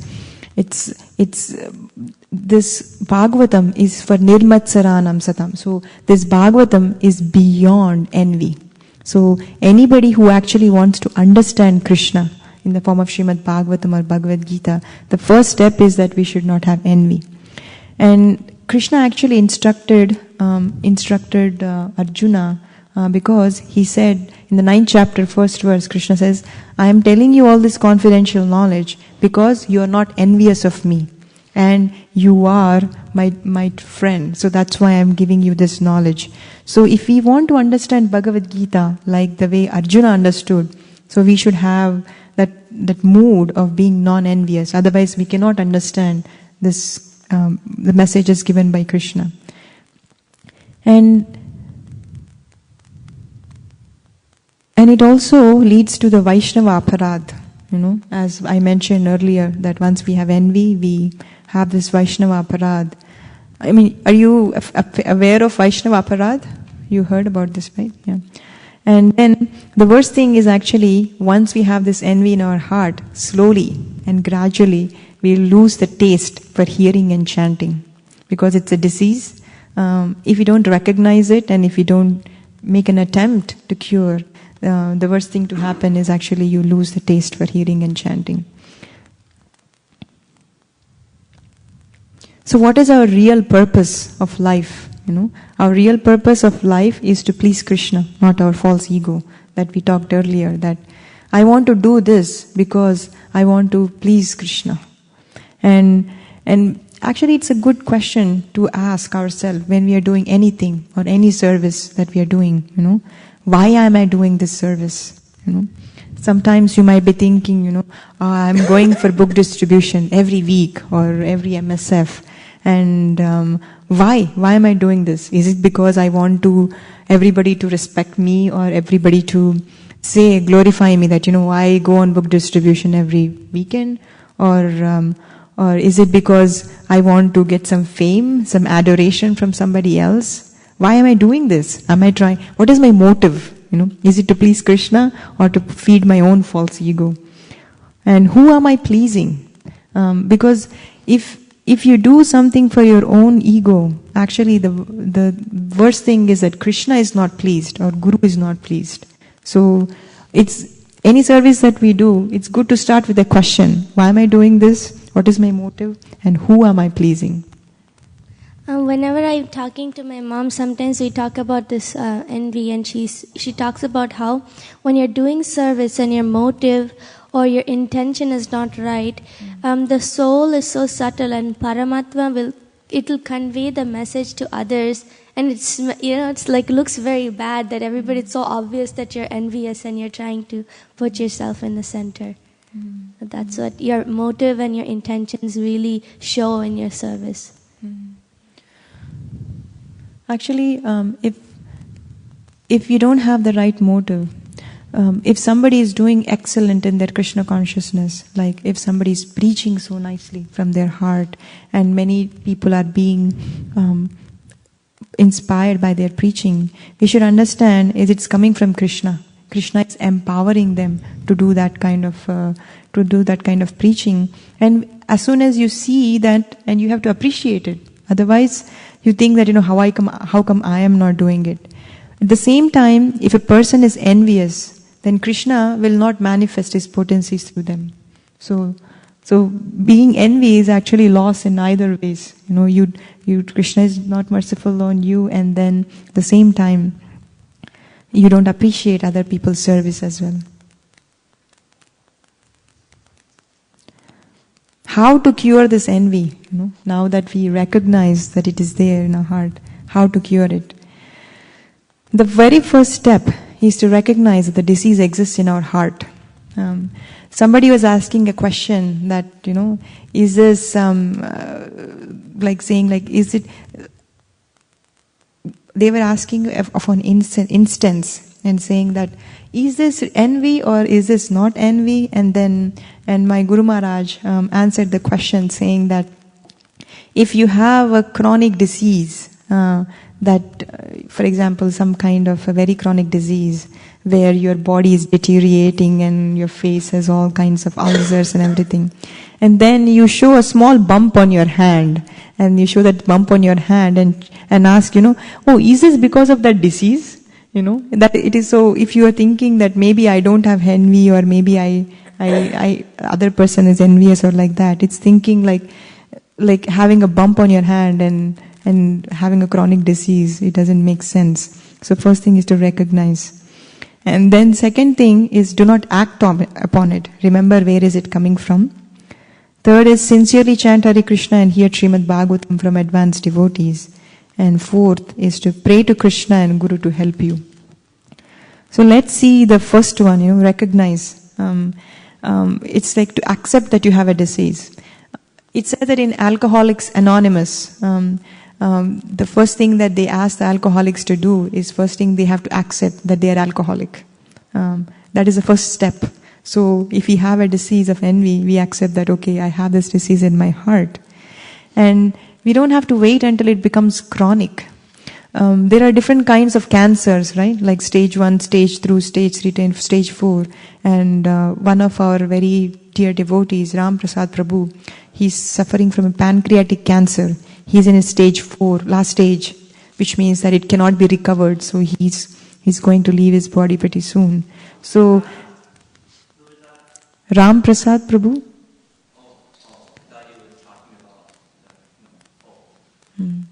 So he was a devotee who used to be in the old temple. The very original person who actually started this temple. One of the original persons. It's in New Jersey Avenue, right? In like 12, 15 years ago. I remember that because I painted some kind of platform for Jagannath in New Jersey Avenue. Oh. So that was a while ago. Nice. 1998. Yeah, that's right.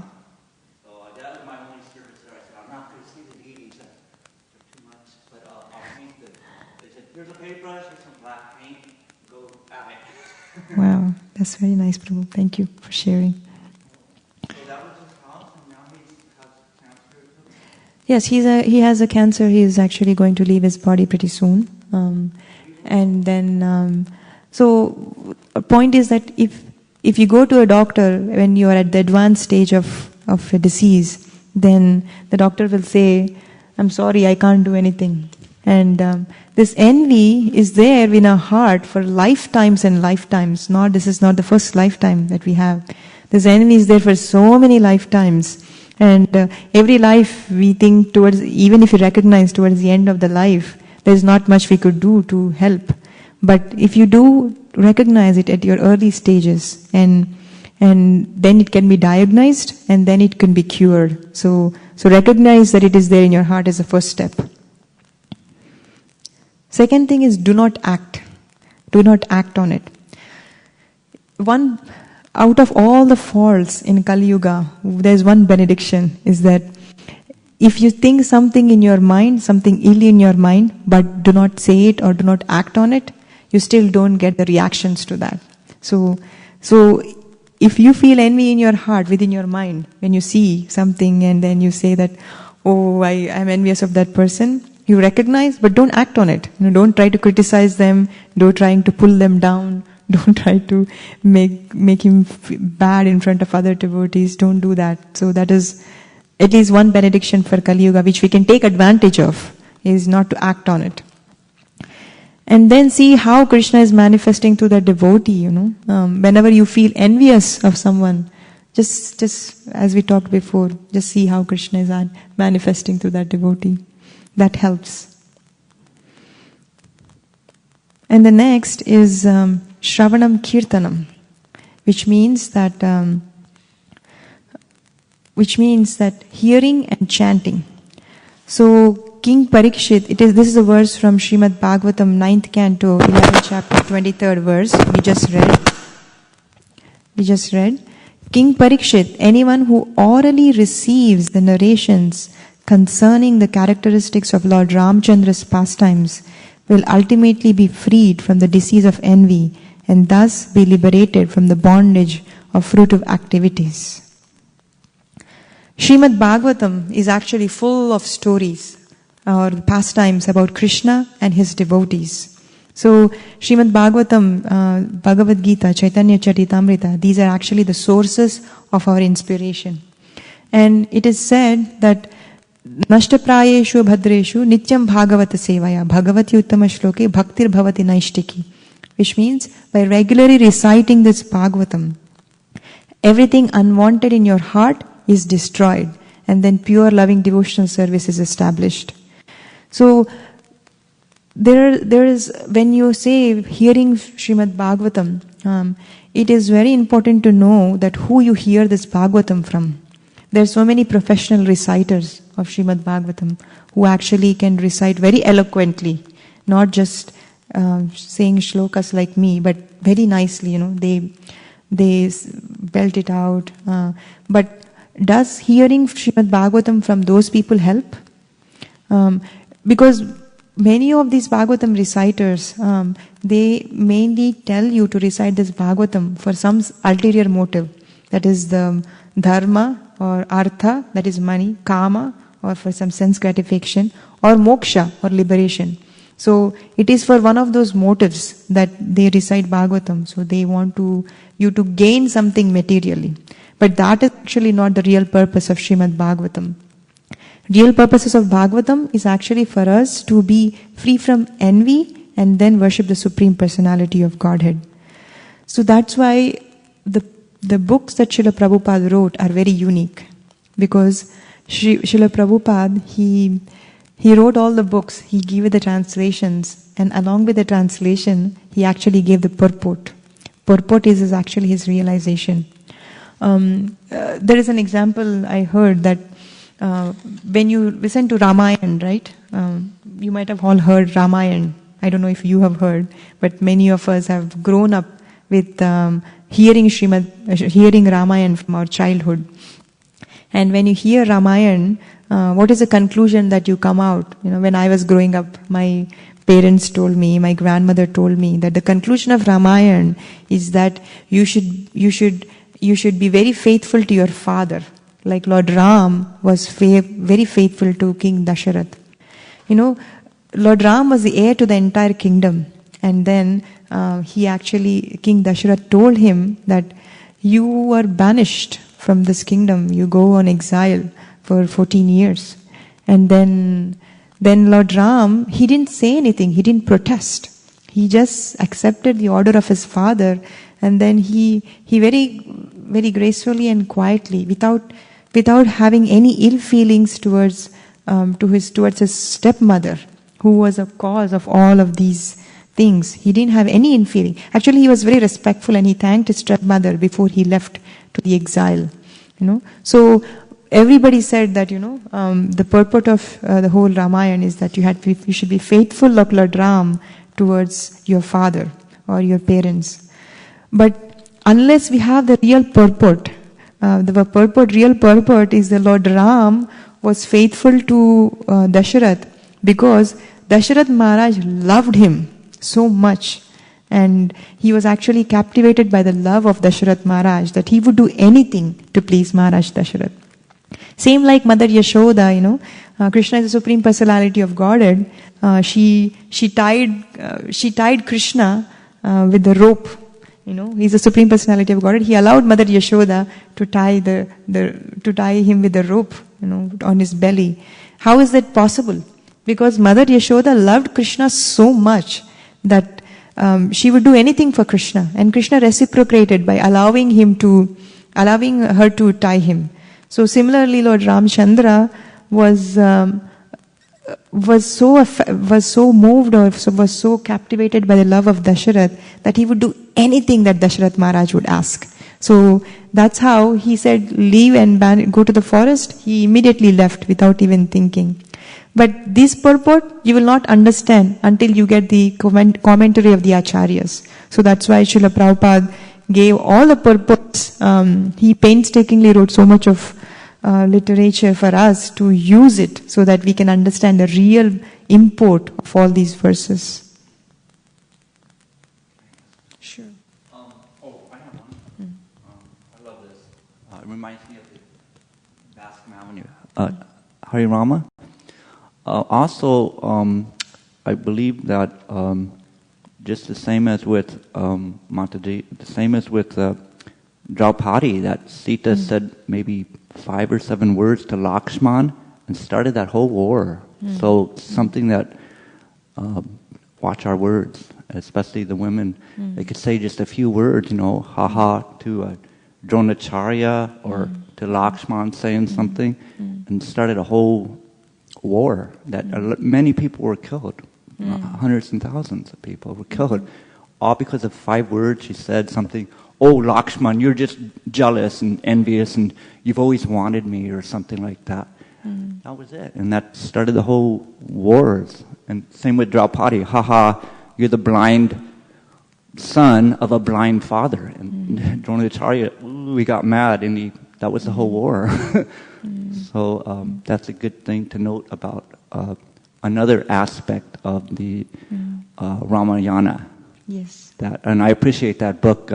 If you haven't seen that one, I think they sell it here. It's a blue book. Yes. And Prabhupada has the best, the only bona fide purports and translation of it, and his disciples, so that should really be looked into. And it's an easy book to understand, whereas these books are more studious, like the Brahma Samhita or something. I just wanted to add that. Thank you. Yes, Bhaktivikas Maharaj, His Holiness Bhaktivikas Maharaj has translated that blue book that you're talking about, Ramayana. It's an amazing book. We read it every Ramayana, every Ram Navami, we read the entire Ramayana from that book. Yeah. You have some. Prabhu has a question. Yes. There is one more Ramayana translated by His Grace Krishna Dharma Prabhu. That's also, I think, available here for us. If we Google on envy, people also talk about how to get rid of envy and everything. It's not that as spiritual as we are the only persons talking about envy. There are also people who are trying to get rid of that propensity, but they give us so many solutions, like try to appreciate that person, try to write a journal, so many things they suggest. But we normally see that nobody becomes non-envious so very easily. But how is it that simply by hearing and chanting, one can get rid of this envy? I asked this question in one of the reading sessions to Vaisheshika Prabhu. And he was saying that is a question between personalism and impersonalism. Because the very fact, how is chanting purifying us of all these material diseases? That's because the more we chant, especially with more attention, then Krishna who's living as Paramatma within our heart gives us that knowledge. Because how Krishna says in Bhagavad Gita that with the shining lamp of knowledge, I destroy the ignorance within their heart. How does that happen? Because Krishna is there within our heart. So with our chanting, with our everything service that we do, Krishna is a person. So he is hearing that. And that person as Paramatma removes all the ignorance from our heart. And the more we progress that, the more we will be able to see things as they are and not be envious. Like as you said, that even the other person does better, it's coming as Krishna's mercy. So we cannot do that unless we do this hearing and chanting with more attention, care and dedication. I think that's a solution to this root cause of to this disease of envy, as it is portrayed in this slide. And that's something that I wanted to share. Yeah. And this envy is not that we should not be discouraged that we have this envy in our heart also, because great devotees like Indra, Indra, he's a demigod. He's not ordinary like us. He's a demigod. And he is the one in charge of so many things. He's a king of the heaven. He has so much of opulence. But even he did not overcome the envy yet. So when we see the envy in our heart, we should not be discouraged, because it exists. So there is the story of King Prithu.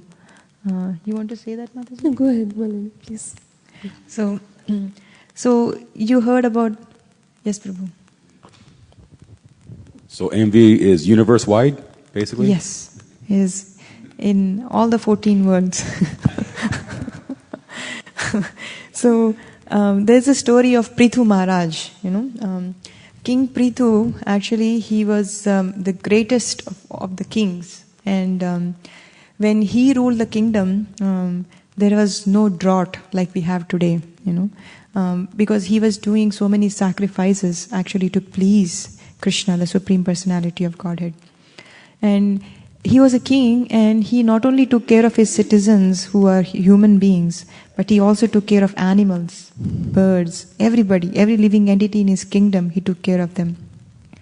And being such a great king, in those days actually they used to perform sacrifices so that everybody in the kingdom is happy and prosperous. Not the king is prosperous, but everybody in the kingdom is prosperous. As opposed to today's politicians, they are in the power, they are very eager about prosperity, but their own prosperity, not the prosperity of their citizens. So he used to perform a lot of sacrifices. And one of the sacrifices he performed was the Ashwamedha Yagya. It's a horse sacrifice. Huh? The year of the horse in the Chinese day. Yeah, this is the year of the horse. Yes, you're right. So what they used to do is they worked for years together, all the brahmanas in that kingdom, and they perform a very big fire sacrifice where they take a horse and they sacrifice in the altar. When we say sacrifice, horse sacrifice, which means that when you sacrifice that horse, that old horse is guaranteed immediately to get a new body. So otherwise, then that whole sacrifice is ruined, So that was the power that the Brahmanas have in those days. So King Prithu actually performed 99 of such horse sacrifices. 99 he performed. And then he was going to perform his 100th sacrifice. And then Indra is the one who already performed 100 of these Ashwamedha Yagyas, or the horse sacrifices. So he was on the top. Like remember we talked about, among the peers, between 99 and 100 there is envy. If you perform one sacrifice and 100, there is not much envy because you're thinking, oh, okay. And then, so he was performing his 100th sacrifice. He arranged for everything so nicely, everything with the pakka, brahmanas, with all the ingredients and everything. Because earth at that time was so opulent. Earth was providing all kinds of things for the king because he was performing sacrifices.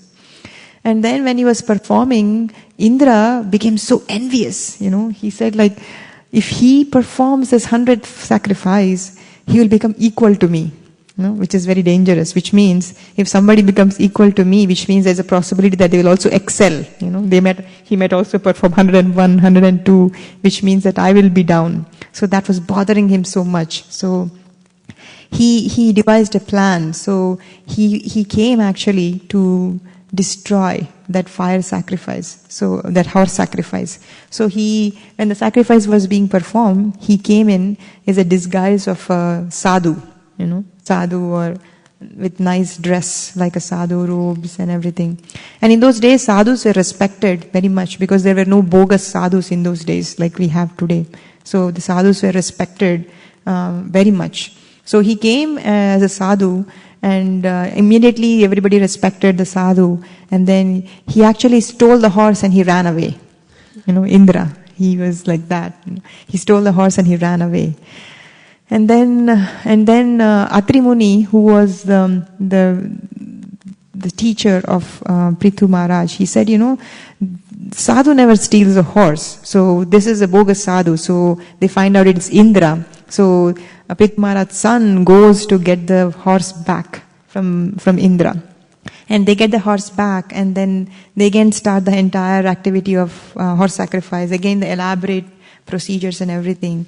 And then Indra comes again as another sadhu, with a different kind of a sadhu, another bogus sadhu. He comes, and as soon as other sadhu comes, everybody bow down, because respect was there for sadhus at that time. And then they bow down, and then again he steals the horse and goes away. And he did it like that in so many times. How many times? Do you remember? I don't remember. So he did a lot of times. And then, in the end, King Prithu actually got very upset. He was saying that I am doing this sacrifice for Krishna, and he's actually coming and destroying my sacrifice. I am not able to please Krishna.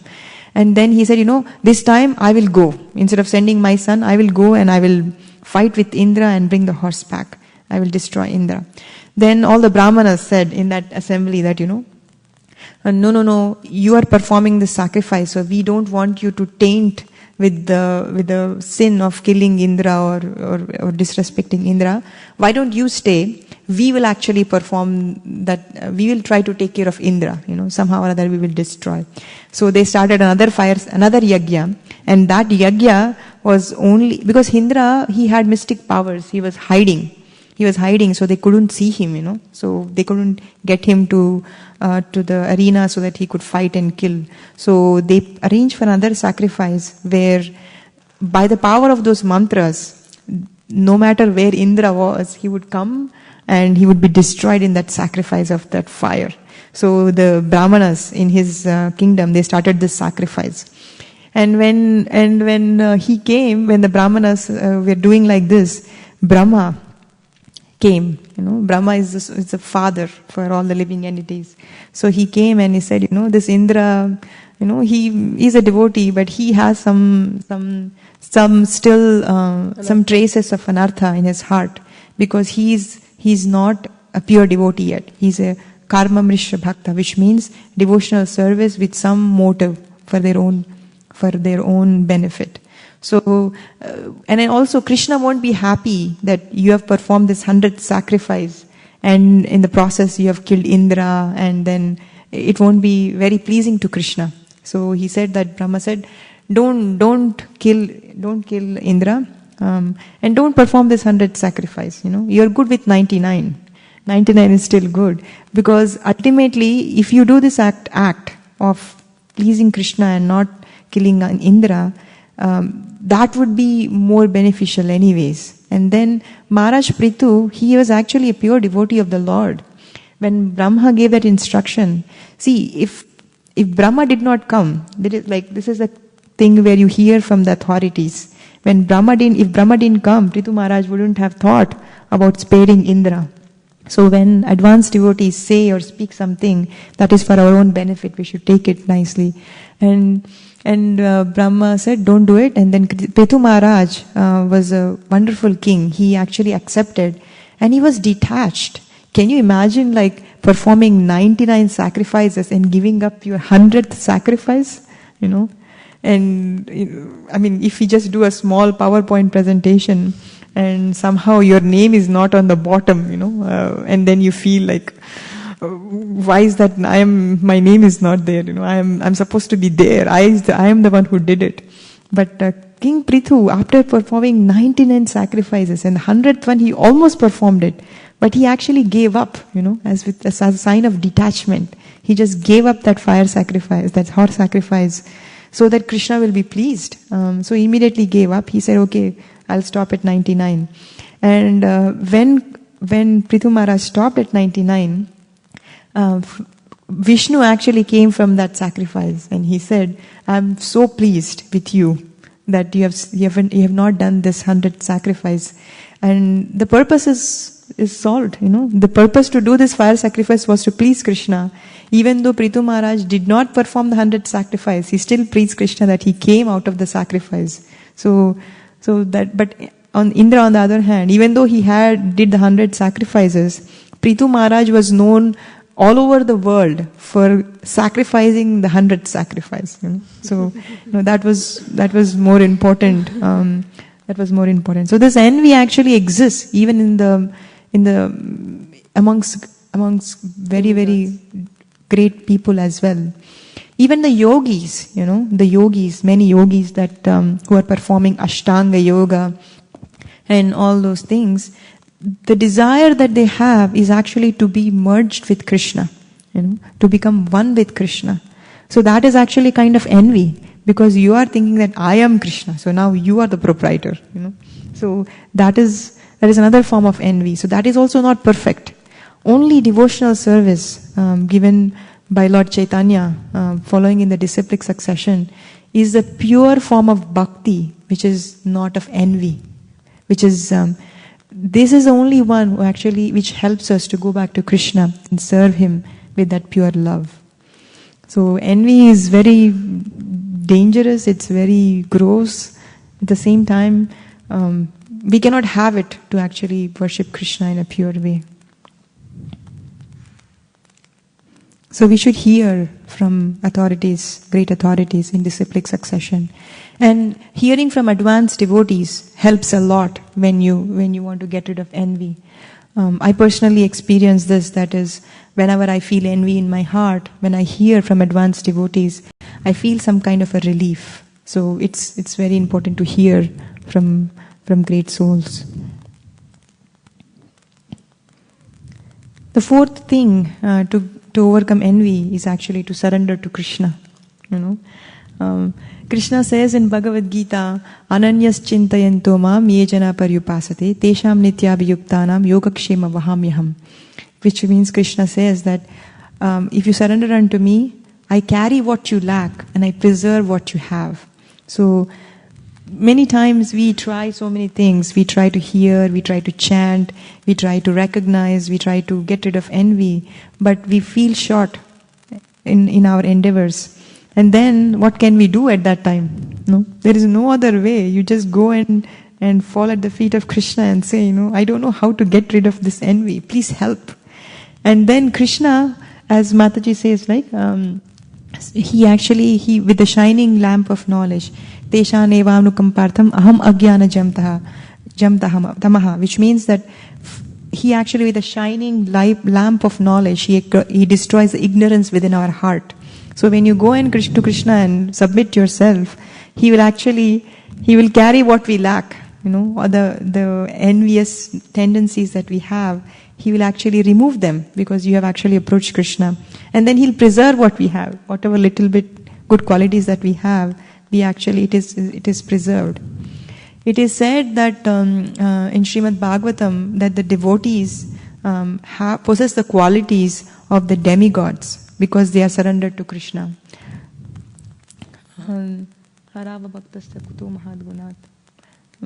don't remember that verse, but that's okay. So surrendering to Krishna is very important. How can we surrender to Krishna? It's actually a big word, surrendering to Krishna. But we can start with a prayer. Whenever we feel some anarthas in our heart, complete surrender is a very difficult thing, personally for me. But the only thing I could do is pray. When something is wrong, just pray to Krishna. And more often than not, prayers are answered. Krishna answers all our prayers if we just pray with sincere heart. Actually, Krishna is providing to all the birds, right? Like birds, they don't go to office, they don't work. But still, Krishna provides them grains, He provides them water, He provides them everything. So if Krishna can provide that to a bird, a devotee who wants to perform better devotional service to Krishna and who wants to get rid of anarthas, goes and approaches Krishna, please help me. Why wouldn't Krishna help? So to have that feeling of helplessness and go and pray to Krishna, can you please help? Then that is the fourth step to get rid of envy. Anybody has any comments, any questions, or any thing so far? It was very enlightening to me when you said in the beginning of the lecture that envy is an offense, Vaishnava Aparadh. Because today I consider this a very historic day, because 6 years ago, if you had spoken with me the name Malini would create so much fire in my heart that, oh, how is that she is able to do so much service and I am not able to do. It's like I cannot even like bear or tolerate her form because it creates so much envy within me. But it is very true that means it's not that I'm telling I have gotten rid of envy, I don't have it anymore. But the thing is that the price that one has to pay because if you're envious of other devotee is very costly.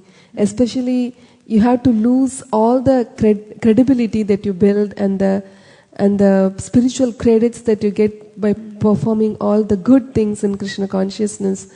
You lose by being envious of a devotee. Because Radhanath Swami gives this example of like how will you know, because if both the devotees are doing service and then one devotee becomes envious of other at some point and then tries to put the other devotee down, then how will you know who is envious? Because it feels like both of them are doing service and competing each other. But time will let us know. Because over time the envious branch will wither away.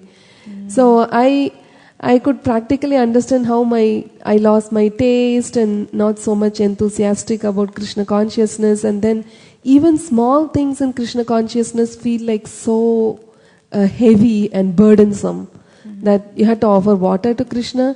It feels like, oh, why should I wake up, wash that small cup and put water and keep it? What does it mean?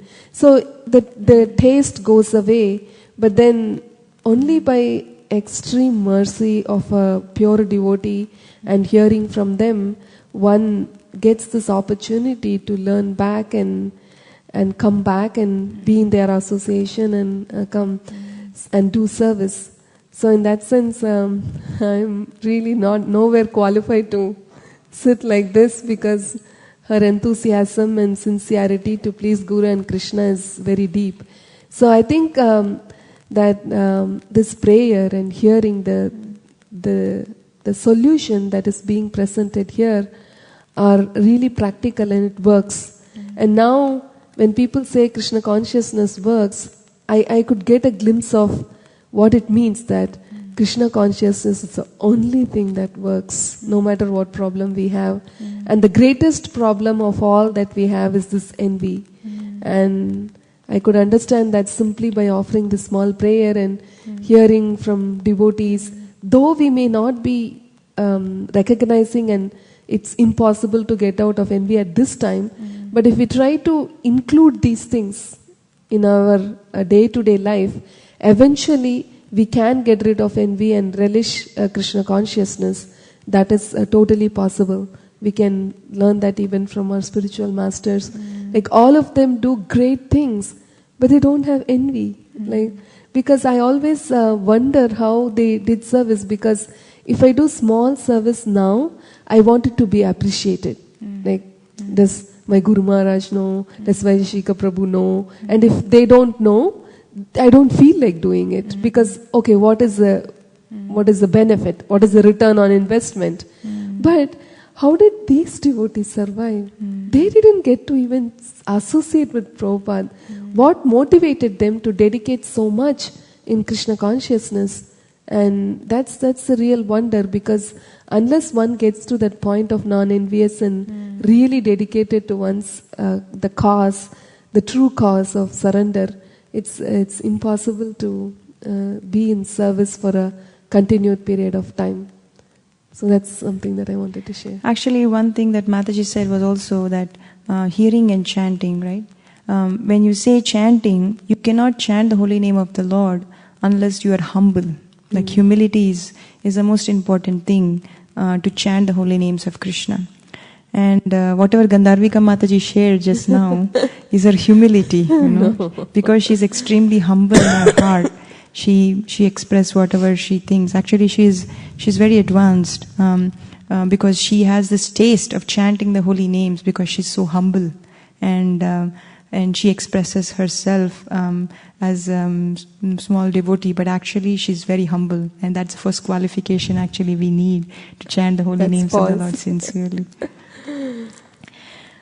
And actually next we can go to some practical tips on how to get rid of this envy.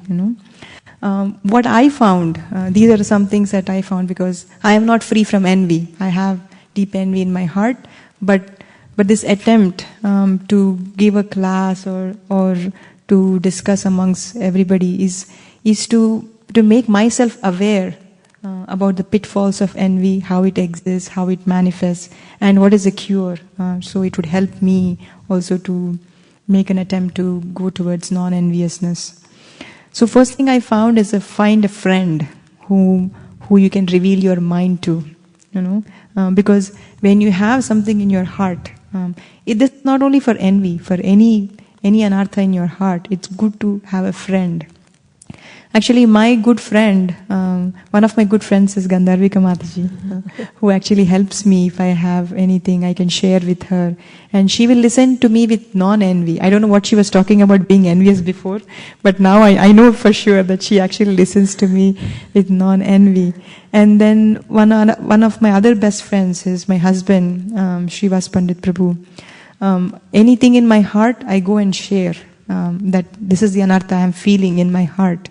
And as soon as you share, you feel that half the burden is gone, and once you say it out loud that I have this problem, can anybody help?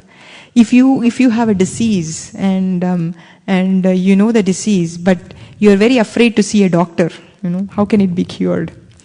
So a friend could be one form of a doctor, because actually it says a friend in need is a friend indeed, which means when you need somebody really, a friend is the one who helps you. So find a friend, reveal your mind, saying that I have this problem, please help.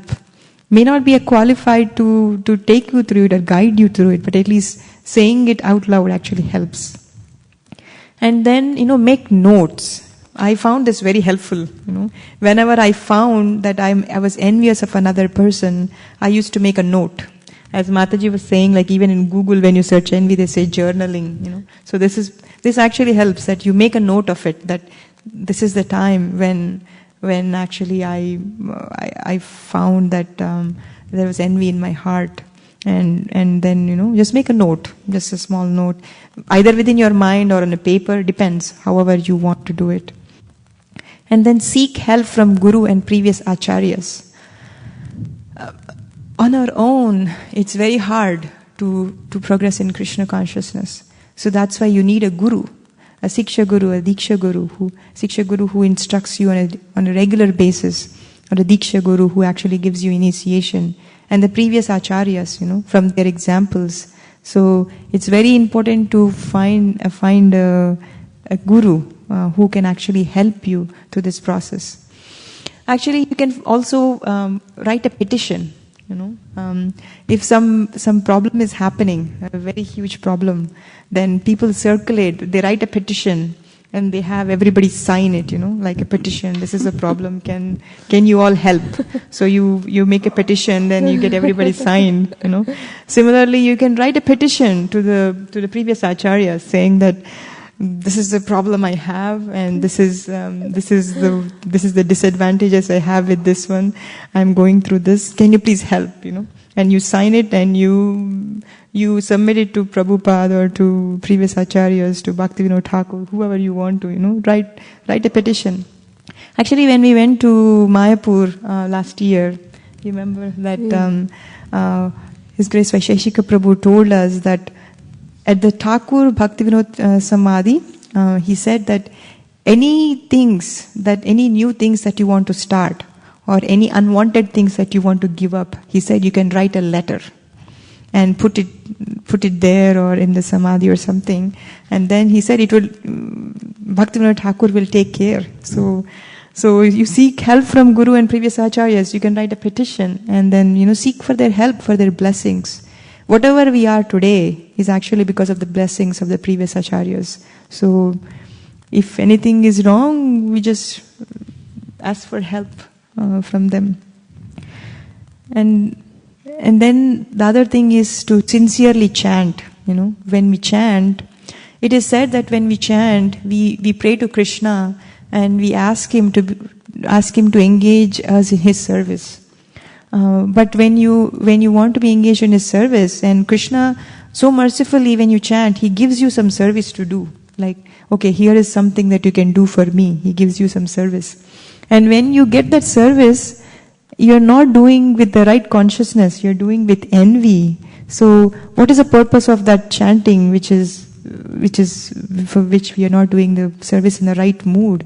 So when you chant, you pray to Krishna saying that, please remove this anartha in my heart. This is actually bothering me. And it is a cloud, which is actually like inhibiting me to see the real service, so much of anartha in my heart. I don't know what to do, but you sincerely chant and pray to Krishna that Hare Krishna, Krishna Krishna, Hare Hare, Hare Rama, Rama Rama, Hare Hare. Let me do the service sincerely, without any envy. You pray to Krishna. And then actually the next thing is to be patient. We have been having this envy for many, many, many lifetimes, So not just this one lifetime as we discussed. And we cannot be impatient, Just now that you recognize that you have envy in your heart, and you think, I have to get rid of it tomorrow. It's not possible. It takes practice. It takes practice and patience. One of the verses from Nectar of Instruction, Utsaha Nishchaya Dhairya. So one of the enthusiastic things that you can do in devotional service is be patient.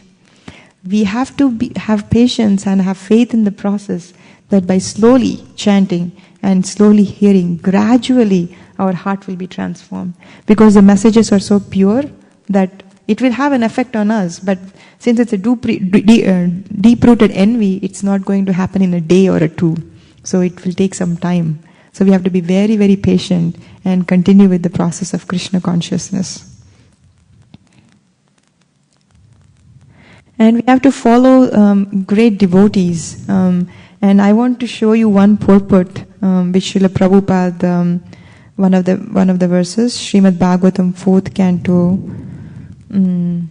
12th chapter, and 33rd verse. 4th canto, 12th chapter.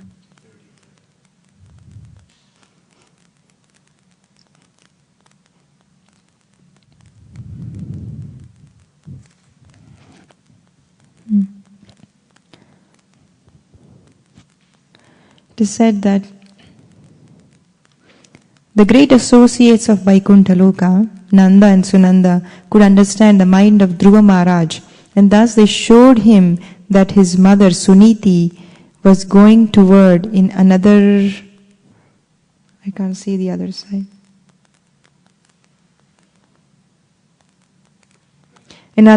towards another plane. The incident proves that the Shiksha or Diksha Guru. So let me give you a background. Dhruva Maharaj, his mother was Suniti, and Dhruva Maharaj actually decided to go to the forest because his mother Suniti actually asked him to go. The pastime was that Dhruva Maharaj was a son of great king Uttanapada.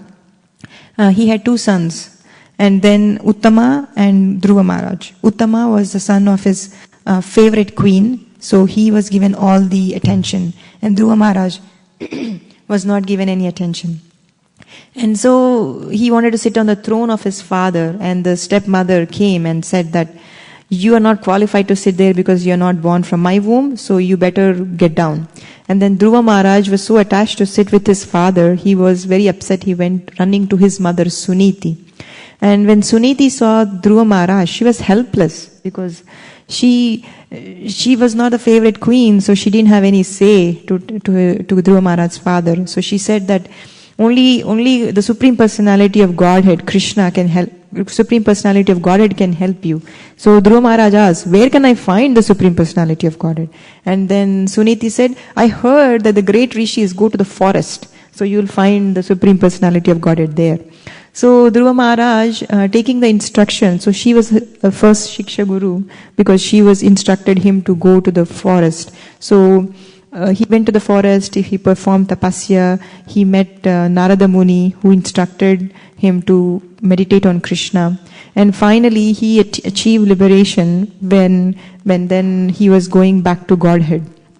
So at that time, the associates of Vaikuntha Loka, they came, and when they were going to take Dhruva Maharaj, they could understand the mind of Dhruva Maharaj, that how can I leave behind my mother who was my guru, who actually asked me to, Shiksha Guru, asked me to go to the forest. And then Prabhupada, in his purport, he mentions that the incident proves that the Shiksha or Diksha Guru, who has a disciple who strongly executes devotional service like Dhruva Maharaj, can be carried by the disciple even though the instructor...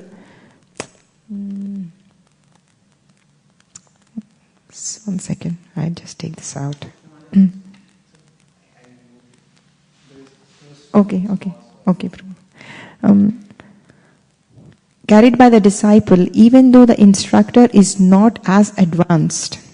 Although Suniti was an instructor to Dhruva Maharaj, she could not go to the forest because she was a woman, nor could she execute austerities and penances as Dhruva Maharaj did. Still, Dhruva Maharaj was able to take his mother with him. Similarly, Prahlad Maharaj also delivered his atheistic father Hiranyakashipu. The conclusion is that a disciple or an offspring who is very strong devotee can carry with him to Vaikuntha Loka either his father, mother, or Shiksha or Diksha Guru. Srila Bhaktisiddhanta Saraswati Thakur used to say, if I could perfectly deliver even one soul back home, back to Godhead, I would think my mission propagating Krishna consciousness to be successful. The Krishna conscious movement is spreading now all over the world, and sometimes I think that even though I am crippled in many ways, if one of my disciples becomes as strong as Dhruva Maharaj, then he will be able to carry me with him to Vaikuntha Loka. Jai Prabhupada, Srila Prabhupada, though he was an advanced devotee, he thought that, he's not, he thought as his disciples are more qualified, and then he was saying that, that was his humility, that they will take me back to Godhead.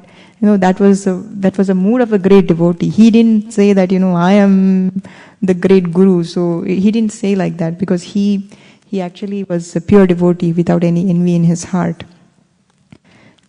And if you follow great acharyas, then you will get the same result.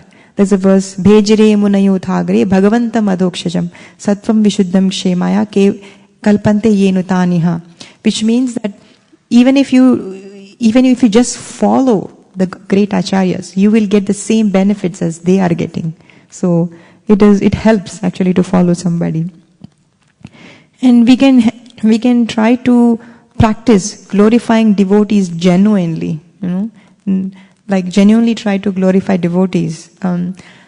Actually the other day, because if you think that you're superior, then you cannot glorify somebody else, right? So one example, I thought we were on book distribution, and we are distributing Bhagavatam sets these days. And when we were distributing Bhagavatam sets, and we tend to get into the mood of thinking that you are the doer, you are the great, or something like that. And one of the not new devotees, but one devotees actually joined our book distribution team, Ram Sundar Prabhu and Gandharvika Mataji. They were just new in the sense they didn't distribute Bhagavatam sets outside, so this was their first or second time coming to distribute Bhagavatam sets. So when we were at one door, Ram Sundar Prabhu was preaching the glories of Srimad Bhagavatam. And when I heard him, I was so happy to see that he was glorifying Bhagavatam in such a nice way. He was explaining to a person who came from a yoga background, he was asking questions on why is bhakti more superior than yoga? What is that you're deriving from yoga that is not there in, what is you're deriving from bhakti that is not there in yoga? So he actually had a yoga background. He came to Krishna consciousness being a yoga, in the yoga ladder before. So he was answering it so nicely, Actually, I didn't know any of the things that he was talking about because he had a lot of experience and so nice realizations about the path of bhakti. And I was very happy actually to actually see him distribute. He distributed a Bhagavatam set by that, So practice glorifying devotees genuinely. It helps us to reduce envy in our heart. because you're truly appreciating somebody else. And give credit to others where it belongs. Don't try to hog all the credit for yourself. When you are doing actually something nice, give the credit to Krishna, because He's the one actually doing it. It's just manifestation of His mercy through us if we are doing something good, if at all there is any good. And to accept your own faults. Many times what happens is that if something goes wrong, you always try to cover all the things that you did wrong. It's very difficult to accept your own fault, saying that I did this, it was my fault. But actually we can practice. We can practice on our day-to-day basis on how to accept your own faults. So it will help us to go one step towards being non-envious. And there is a test that we have to pass. Because Krishna, he always gives us tests. He always puts some test. Not because he likes to give us tests, because he actually wants to make our faith more stronger. So he actually gives us a lot of tests. So one such test that is mentioned in Chaitanya Charitamrita is Rupa Goswami. You might have heard Rupa Goswami, right? So Rupa Goswami was directly empowered by Lord Chaitanya himself. And he was there in Vrindavan for some time. And then he came back to Jagannath Puri to see Lord Chaitanya. He was a great scholar. Not only was he empowered by Krishna, he was actually a great scholar. And then he actually decided to write a drama about the pastimes of Krishna. He decided to write the drama. And then he composed some verses. I will not go into the details of the story because we are late, I think. But he composed few verses and then he wrote it down somewhere. And then Lord Chaitanya came and he saw those verses. He was thinking, how is it possible that he knows so much about me? And then he wrote a verse about holy name, which is, it says that when I hear this name Krishna, Krishna, please accept. When I hear the name Krishna, I feel that I have thousands of mouths to chant the name of Krishna. And when that sound enters into my ear holes, I wish I had millions of ears to hear that name of Krishna. And when it enters into the region of my heart, I become so blissful. So this realization about the holy name, nobody has ever given this before. So when Lord Chaitanya saw this verse written on a roof of a thatched hut, he actually was so happy. So he actually took that verse and then he wanted to glorify Rupa Goswami in front of Sarvabhauma Bhattacharya and Ramananda Roy. He wanted to glorify because he wanted to test Sarvabhauma Bhattacharya and Ramananda Roy to see how would they react, because if somebody else is glorified, how do you feel? And when Lord Chaitanya glorified Rupa Goswami, Ramananda Rai, he said that, the only reason he is able to give this meaning about the holy name is because you have empowered him. So he said that because you empowered him, because your mercy is flowing through him, that's why he is able to write verses like this. And then, so they passed the test because they didn't feel envy, but actually they were happy to hear the glorification of Rupa Goswami. And these tests come to us also. Like, for example, when your guru is showing mercy to other devotee but not you, how do you react? Because if your glory is glorifying somebody else, you might thinking, why is he not glorifying me? I did so much of service. I did this, I did that. How come he's not glorifying me? If that is our attitude, then we become closed to that mercy.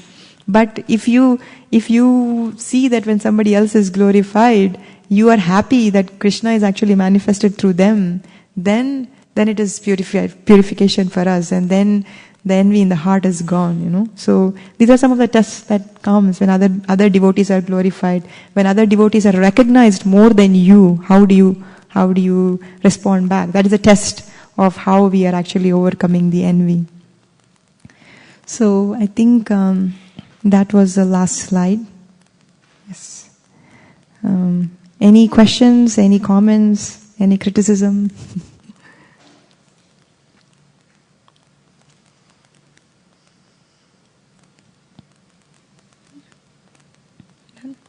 All right. Thank you. Thank you so much you all very for much. allowing us to speak. I benefited a lot from this presentation. This was for my own purification, and I request you, all of you, to pray that someday I get rid of this envy in my heart. Please. Thank you very much. Thank you all. Can you say the word transcendental? Transcendental. We hope to transcend envy in some lifetime by your association and mercy. Thank you, Thank you Gandharvika all. Mataji, Thank you, for Malini. supporting me Thank and you for encouraging your me to do this encouraging me. presentation. And I actually also want to thank Vishaka Mataji, because she is also the one who encouraged me to make this presentation. Yeah, So I'm she grateful said that she that. gave me an opportunity to do this. Hare Krishna. Haribol.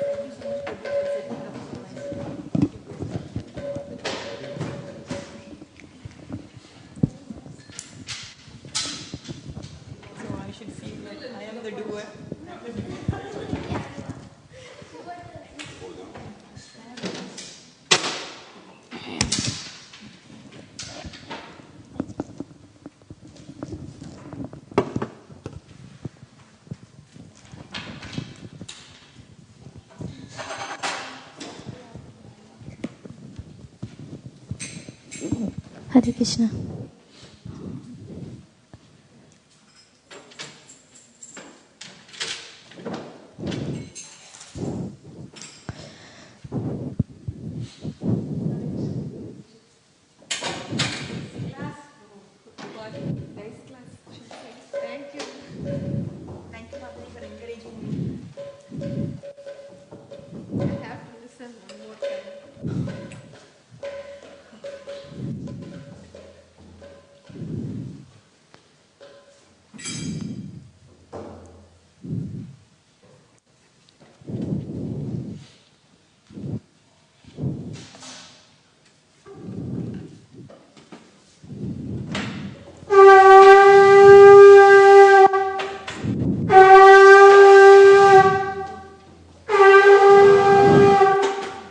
Shri Guru Charana Padma Kevala Bhakati Sadma.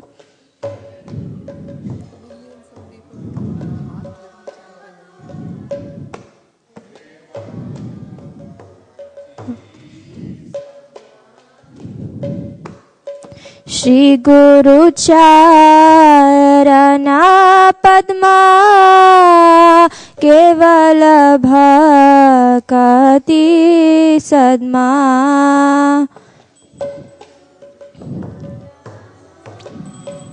Padma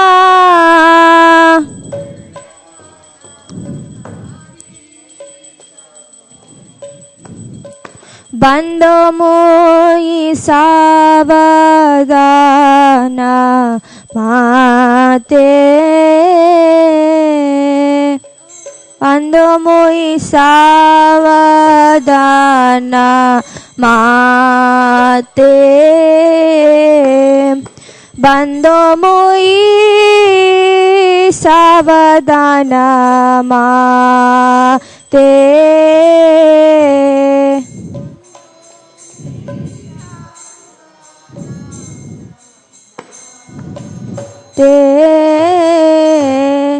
जहर प्रसादे पाये भवतो रिया जा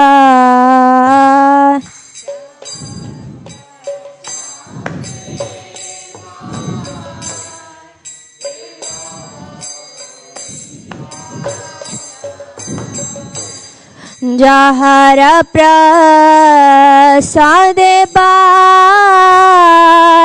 भवतो रिया जाय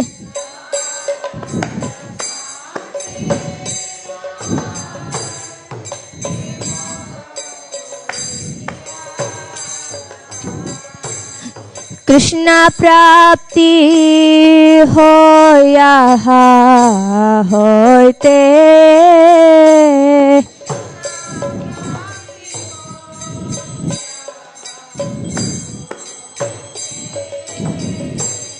कृष्ण प्राप्ति होया होते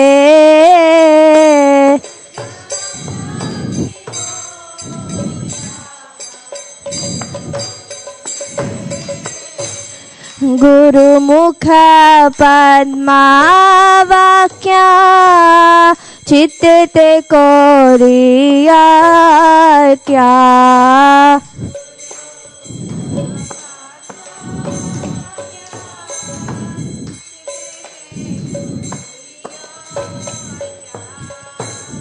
गुरु मुख पद्मा वाक्या चित्ते कोरिया क्या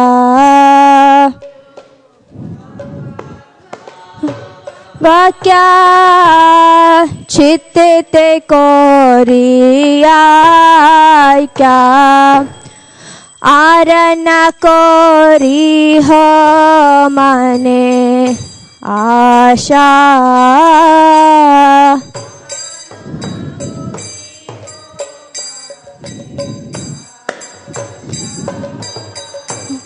आरना कोरी हो मने आशा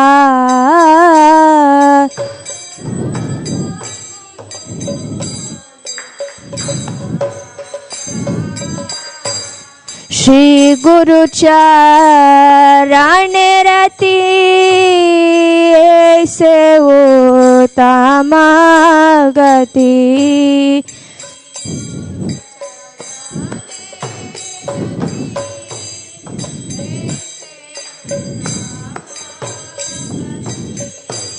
जय प्रसाद पूरे सर्व आशा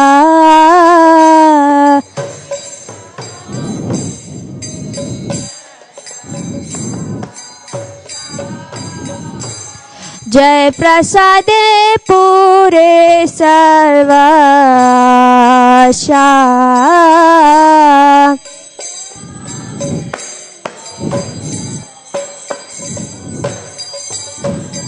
चकुदानो तिलो जय जन्मे जन्मे प्रभु से चकुदान दिलो जय जन्मे जन्मे प्रभु से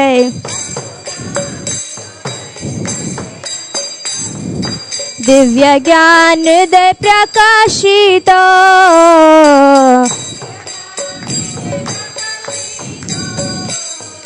दिव्य ज्ञान हृदय प्रकाशित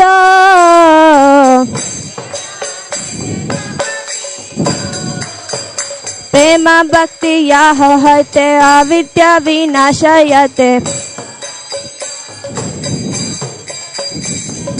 प्रेम भक्ति याह हते अविद्या विनाश जाते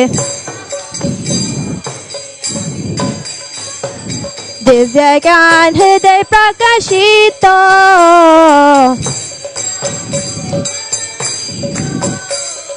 दिव्य ज्ञान हृदय प्रकाशित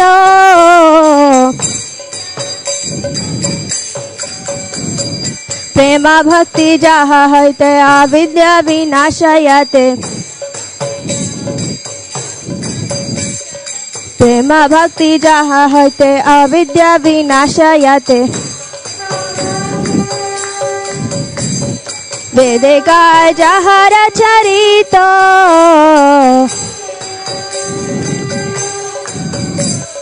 वेदे काय जहर चरित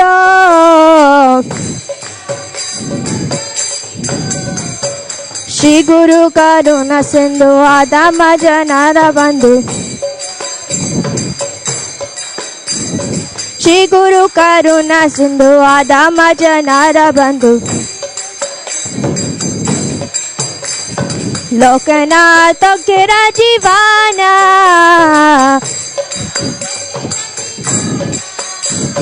लोकनाथ लोकेरा जीवाना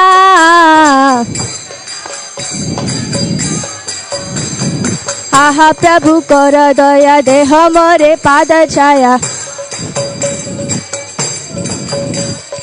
आहा प्रभु कर दया देह मोरे पाद छाया एबे आशकुशु त्रिभुवाना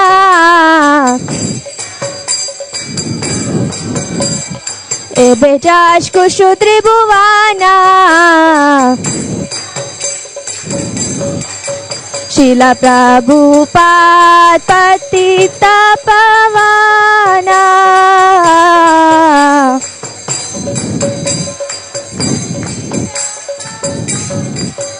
जय प्रभुपद प्रभुपद प्रभुपद जय प्रभुपद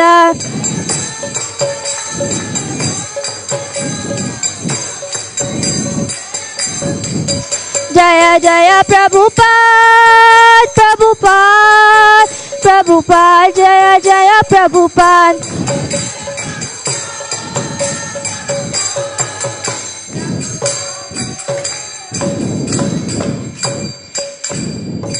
नमः विष्णुपदाय कृष्णपृष्ठाय भूतले श्रीमते भक्तिवेदान्त स्वामी निति नामिने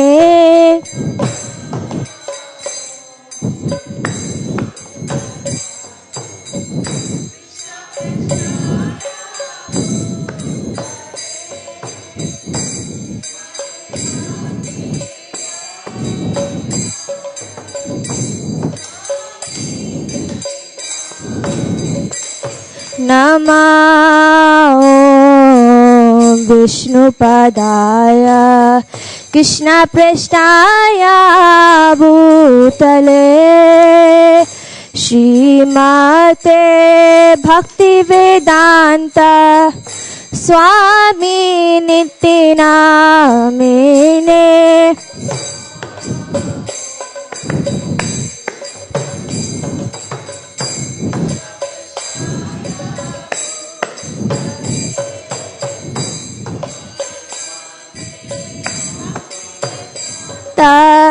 स्वामी नमस्ते सरस्वती देवी गौरवाणी प्रचारिणे निर्विशेषा शून्यवादी पाश्चात्य देशतारिणे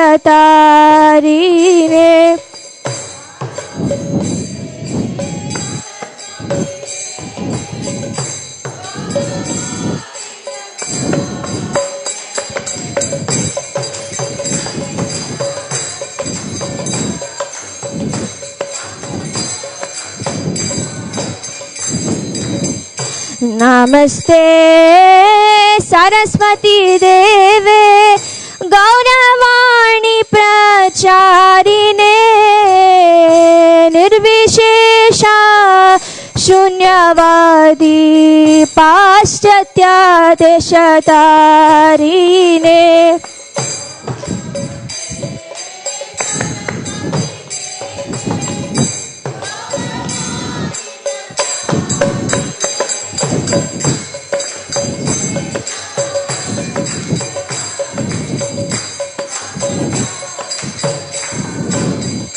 जय श्री कृष्ण चैतन्य प्रभु नित्यानंद श्री अद्वैता गदाधर श्रीवासादि गौर भक्तवृंद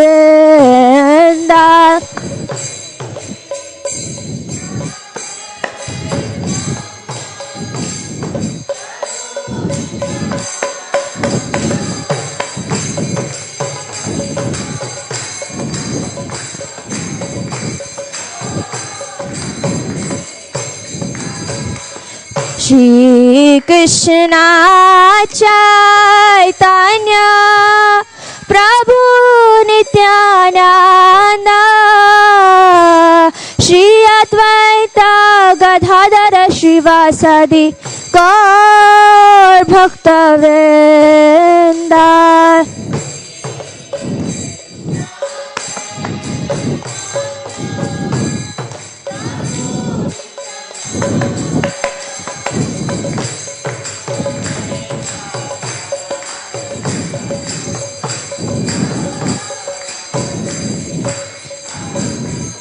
काली कुकुर कादन जारी चाओ है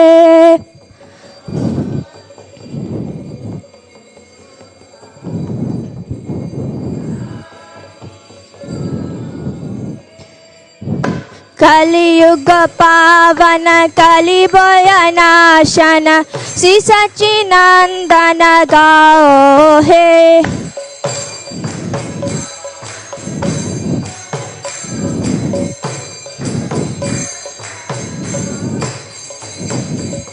गदाधर मादन नित्यर प्राणधन अद्वैत प्रभु चित गौरा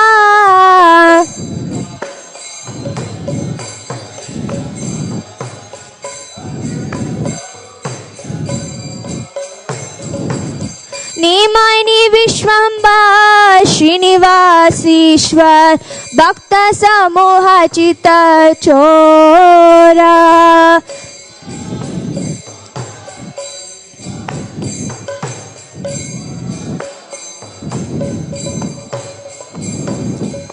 नदी शशधर मायापुरीश्वर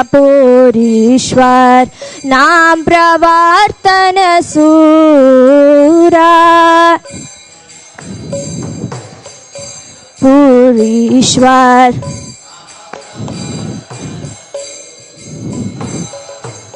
गृहजन शिक्षक न्यासी कुल नायक माधव राधा बबपूरा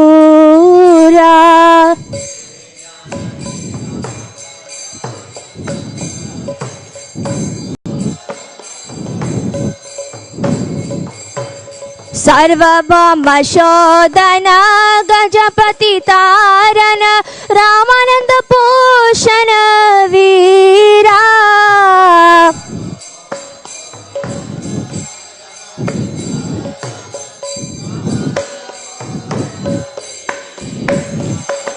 रूपानंद वदन सनातन पालन हरिदास मोदन धीरा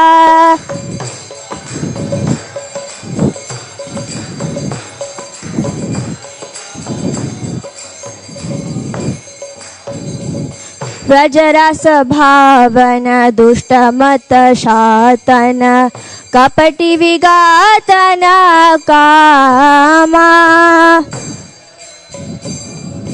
दुष्टमत शातन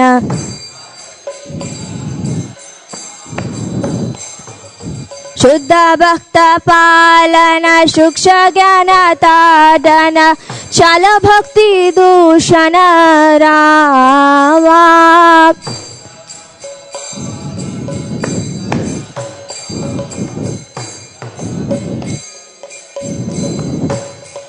हरि हराय नमः कृष्ण यादवाय नमः हरि हराय नमः कृष्ण यादवाय नमः यादवाय माधवाय केशवाय नमः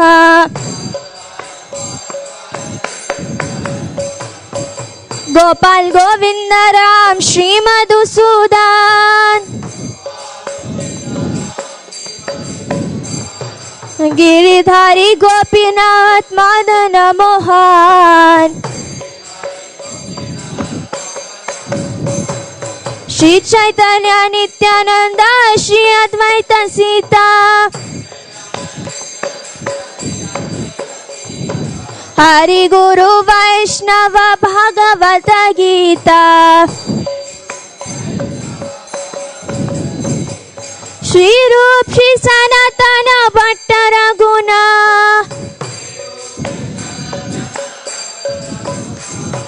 श्री जीव गोपाल भट्ट दास रघुनाथ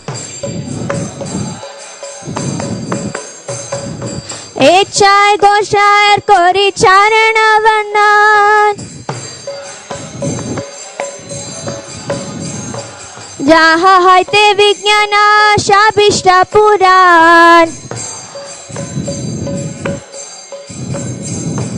एशाय गोशायर मोहितान दास कंस बाल पाद रेणु मोर पंचग्रास कंदेरा चरण से विभक्त शनिवास जाना में हो ये अभिलाष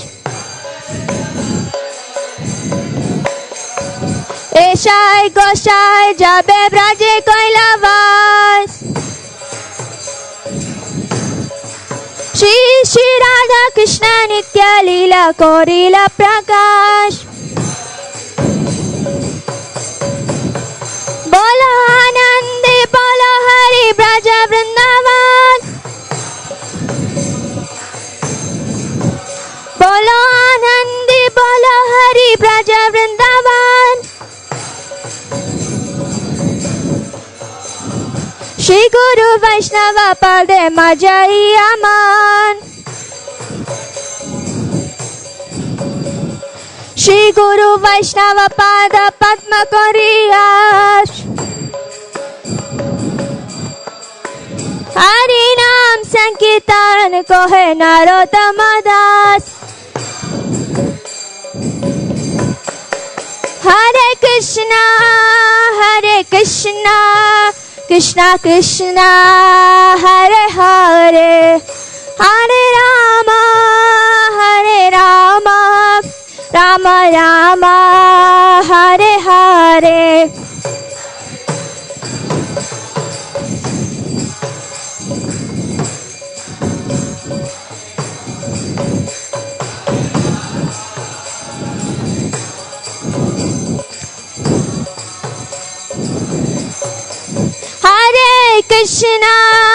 हरे Krishna Krishna Krishna Hare Hare Hare Ram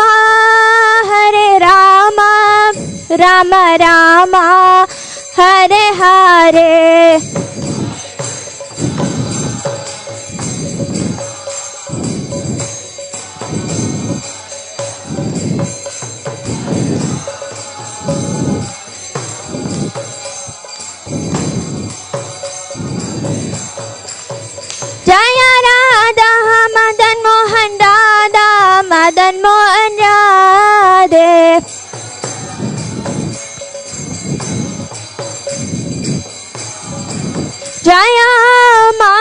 Mahaprabhu, Jaya Mahaprabhu, Mahaprabhu, Jaya Mahaprabhu.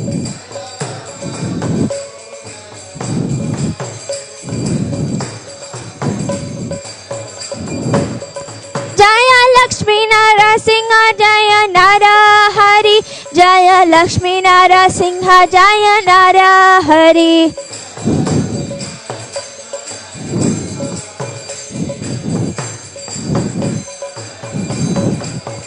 Jaya Jaya Prabhupada, Prabhupada, Prabhupada, Jaya Jaya Prabhupada.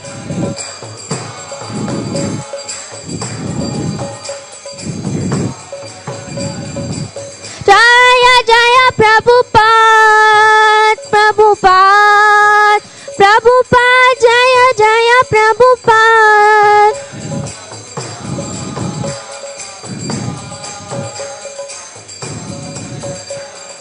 Jaya Jaya Gurudev, Gurudev, Gurudev, Jaya Jaya Gurudev.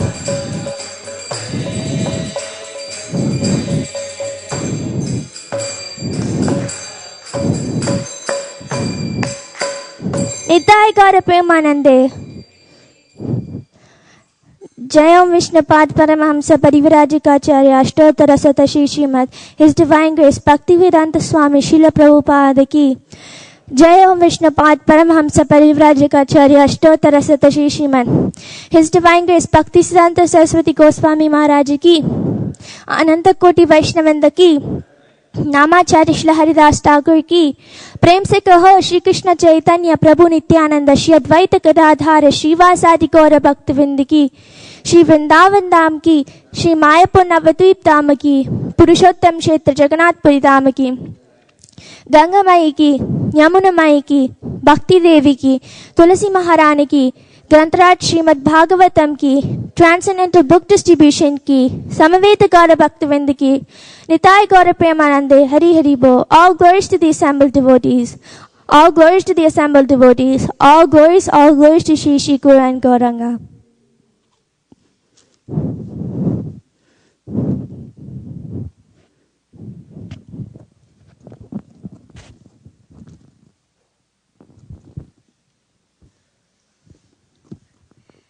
We welcome you all to the Saturday morning program. Thank you for coming. We would like to thank Her Grace Malini Mataji and Her Grace Gandharvika Mataji for giving today morning's class. Haribol. Haribol. Haribol. And also we would like to thank Kamala Radhika Mataji and Her Grace Hansapriya Mataji for cooking today morning's feast. Haribol. Any more announcements? Book distribution?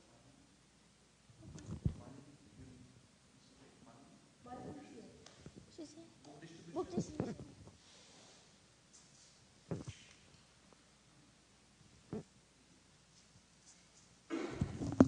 Hare Krishna. We are going on book distribution today. It's not working? Okay. Hare Krishna. So we are going to Fremont for book distribution today. We have 3 teams within Fremont. We are going on book distribution today to Fremont. Last week, a miracle happened, we went to book distribution and we went to one door where I told one of the stories in the class today, but another story is that we met one person from South India. I think she is from South India. She and her husband and her son were in the house, but her husband was on phone. He was a travel agent. He was talking. So the mother and the son, they actually listened to us talk about Srimad Bhagavatam. She said she already had a Bhagavad Gita, so we didn't ask her about Gita, but we showed Srimad Bhagavatam. And she was very enthusiastic. She listened, but generally women, they like to be very subordinate to their husband, so they have to make decision with their husband. Her husband was on the phone, and then she said, I'm not sure if I want to take the set. But we said, but she was very inclined, so we took a risk and we left the Bhagavatam set in their house. And we told her that you call us, in case you don't want it, we'll come and take it back. And then she said she'd let me know in 2 or 3 days. And we gave her on Saturday, and I was very anxious to know what she wanted to do. And then I was thinking it was 2 days, and then she didn't call me yet. I was thinking maybe she didn't want. But we were just praying to Nityananda, because it was a day before Nityananda's appearance day. Can you please do something, inspire that lady to take. And towards the end of that second day, she called me, and she said that I'm very happy to have Bhagavatam in my house, and I want to keep it. And Haribol. And then she not only said that, but she said that you told me something about Balaram's birthday or something the next day. And I said, yes, it is Nityananda's appearance day. So she said, I will only give you the check on that day. Because she wanted to get the mercy of Lord Nityananda. And I said, I can only pick up in the morning at 8:30. She said, I am not awake so early. So she said, but I will leave the check in my mailbox, so you come and pick it up only in the morning. So it was so nice to see that she was inspired to take Bhagavatam. At the same time, she was so eager to get the mercy of Lord Nityananda by giving the check on the very same day. So we are going back in that neighborhood again today. So if somebody would like to join, then you can join as well. Hare Krishna. One more story, can I say? There's another story we had few weeks ago. One of the ladies, she took a Bhagavatam set, and again her husband was not home, so they cannot make a decision. But somehow she went ahead, made a decision, and she bought the set. She gave the check and everything. But after 2 days, I got an email from her saying that I can't read this Bhagavatam. It's very difficult for me. Because, Bhagavatam is Bhagavatam. She said, I tried to read and this language is very difficult. So I tried to convince her saying that I can help you read Bhagavatam with you for a few days, and then you can do it very well on your own. But somehow she was very hesitant, and seeing the volume of 18 books, she was somehow hesitant. And then I said that I'll give her some other books which could replace Bhagavatam. So we came up with an idea of what are the books that we can give her to replace, some nice art books, something with pictures, so that she would be happy. At the same time, she won't be overwhelmed. And we thought that. And then I told her that I will come back to her in a week to see what are the books that she can get. And after a week, I wrote to her again saying that I have the books that I think you will like. So can I come to your house and give the books? She didn't respond to me for almost like 5 days or 6 days. And then I texted her on her phone saying that I didn't see you. I didn't hear from you. Did you even get my email? And then she said, oh yeah, I got your email. I forgot to answer. I want to keep the Bhagavatam. I don't want your books. And so this was after Nityananda Prabhu's appearance day. So we saw Lord Nityananda he acts in mysterious ways. But somehow she kept the Bhagavatam and got the mercy of Lord Nityananda as well. Haribol.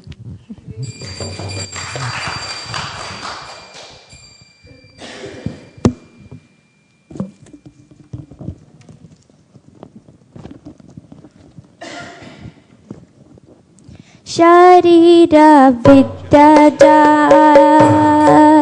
Jodendriya Taheka Jive Pele Vishaya Sagare Taramadde Yati Lobho Moisu Durmati Take Chita Katina Sangsare Krishna Bado Doyamay Kori Bhare Jivhaja Saprasadanna Diloba Se Anamrita Pao Radha Krishna गुण गाओ प्रेमे डाको श्री चैतन्य निताय एक दिन शांति पूरे प्रभु अद्वैत रागारे दुई प्रभु बोजाने बोशिलो शाकोरिया स्वादाना प्रभु बोले भद्रगना ऐशा कृष्ण स्वादिलो हेनो शाका साधने कृष्ण प्रेमा से माने से प्रेमे कोरो अस्वदान जाड़ा बुद्धि परिहरी प्रसाद भोजन कोरी हरि हरि बोलो सर्वजान चिरंगाने कभू माधवेंद्र पुरी प्रभु प्रसादन्ना कोरे न भोजान कहते कहते तारा आइलो प्रेम सुदुर्बार बोले सुनो तगान मोचा घंटा भोला बाड़ी काली दालना चचड़ी साची माता कोरिलो रंगा तारा शुद्ध भक्ति हेरी भोजन कोरिलो हरि शुद्ध समाय अन्न व्यंजन योगे योगी पाय जहा भोगे आजा बेदाहा हरि बोली खाओ सबे बार कृष्णेरा प्रसादन्ना जगत कोरे धन्या त्रिपुरारी नाचे जहाँ पाए त्रिपुरारी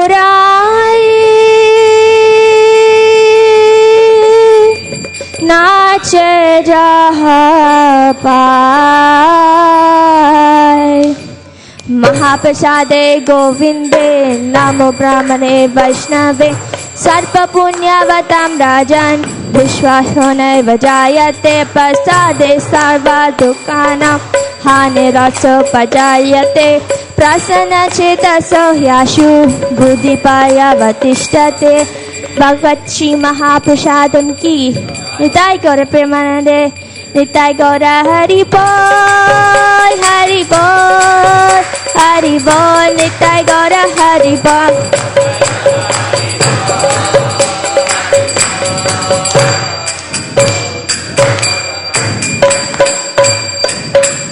निताय गौर प्रेमानंदे. Please come take prasadam. Hare Krishna.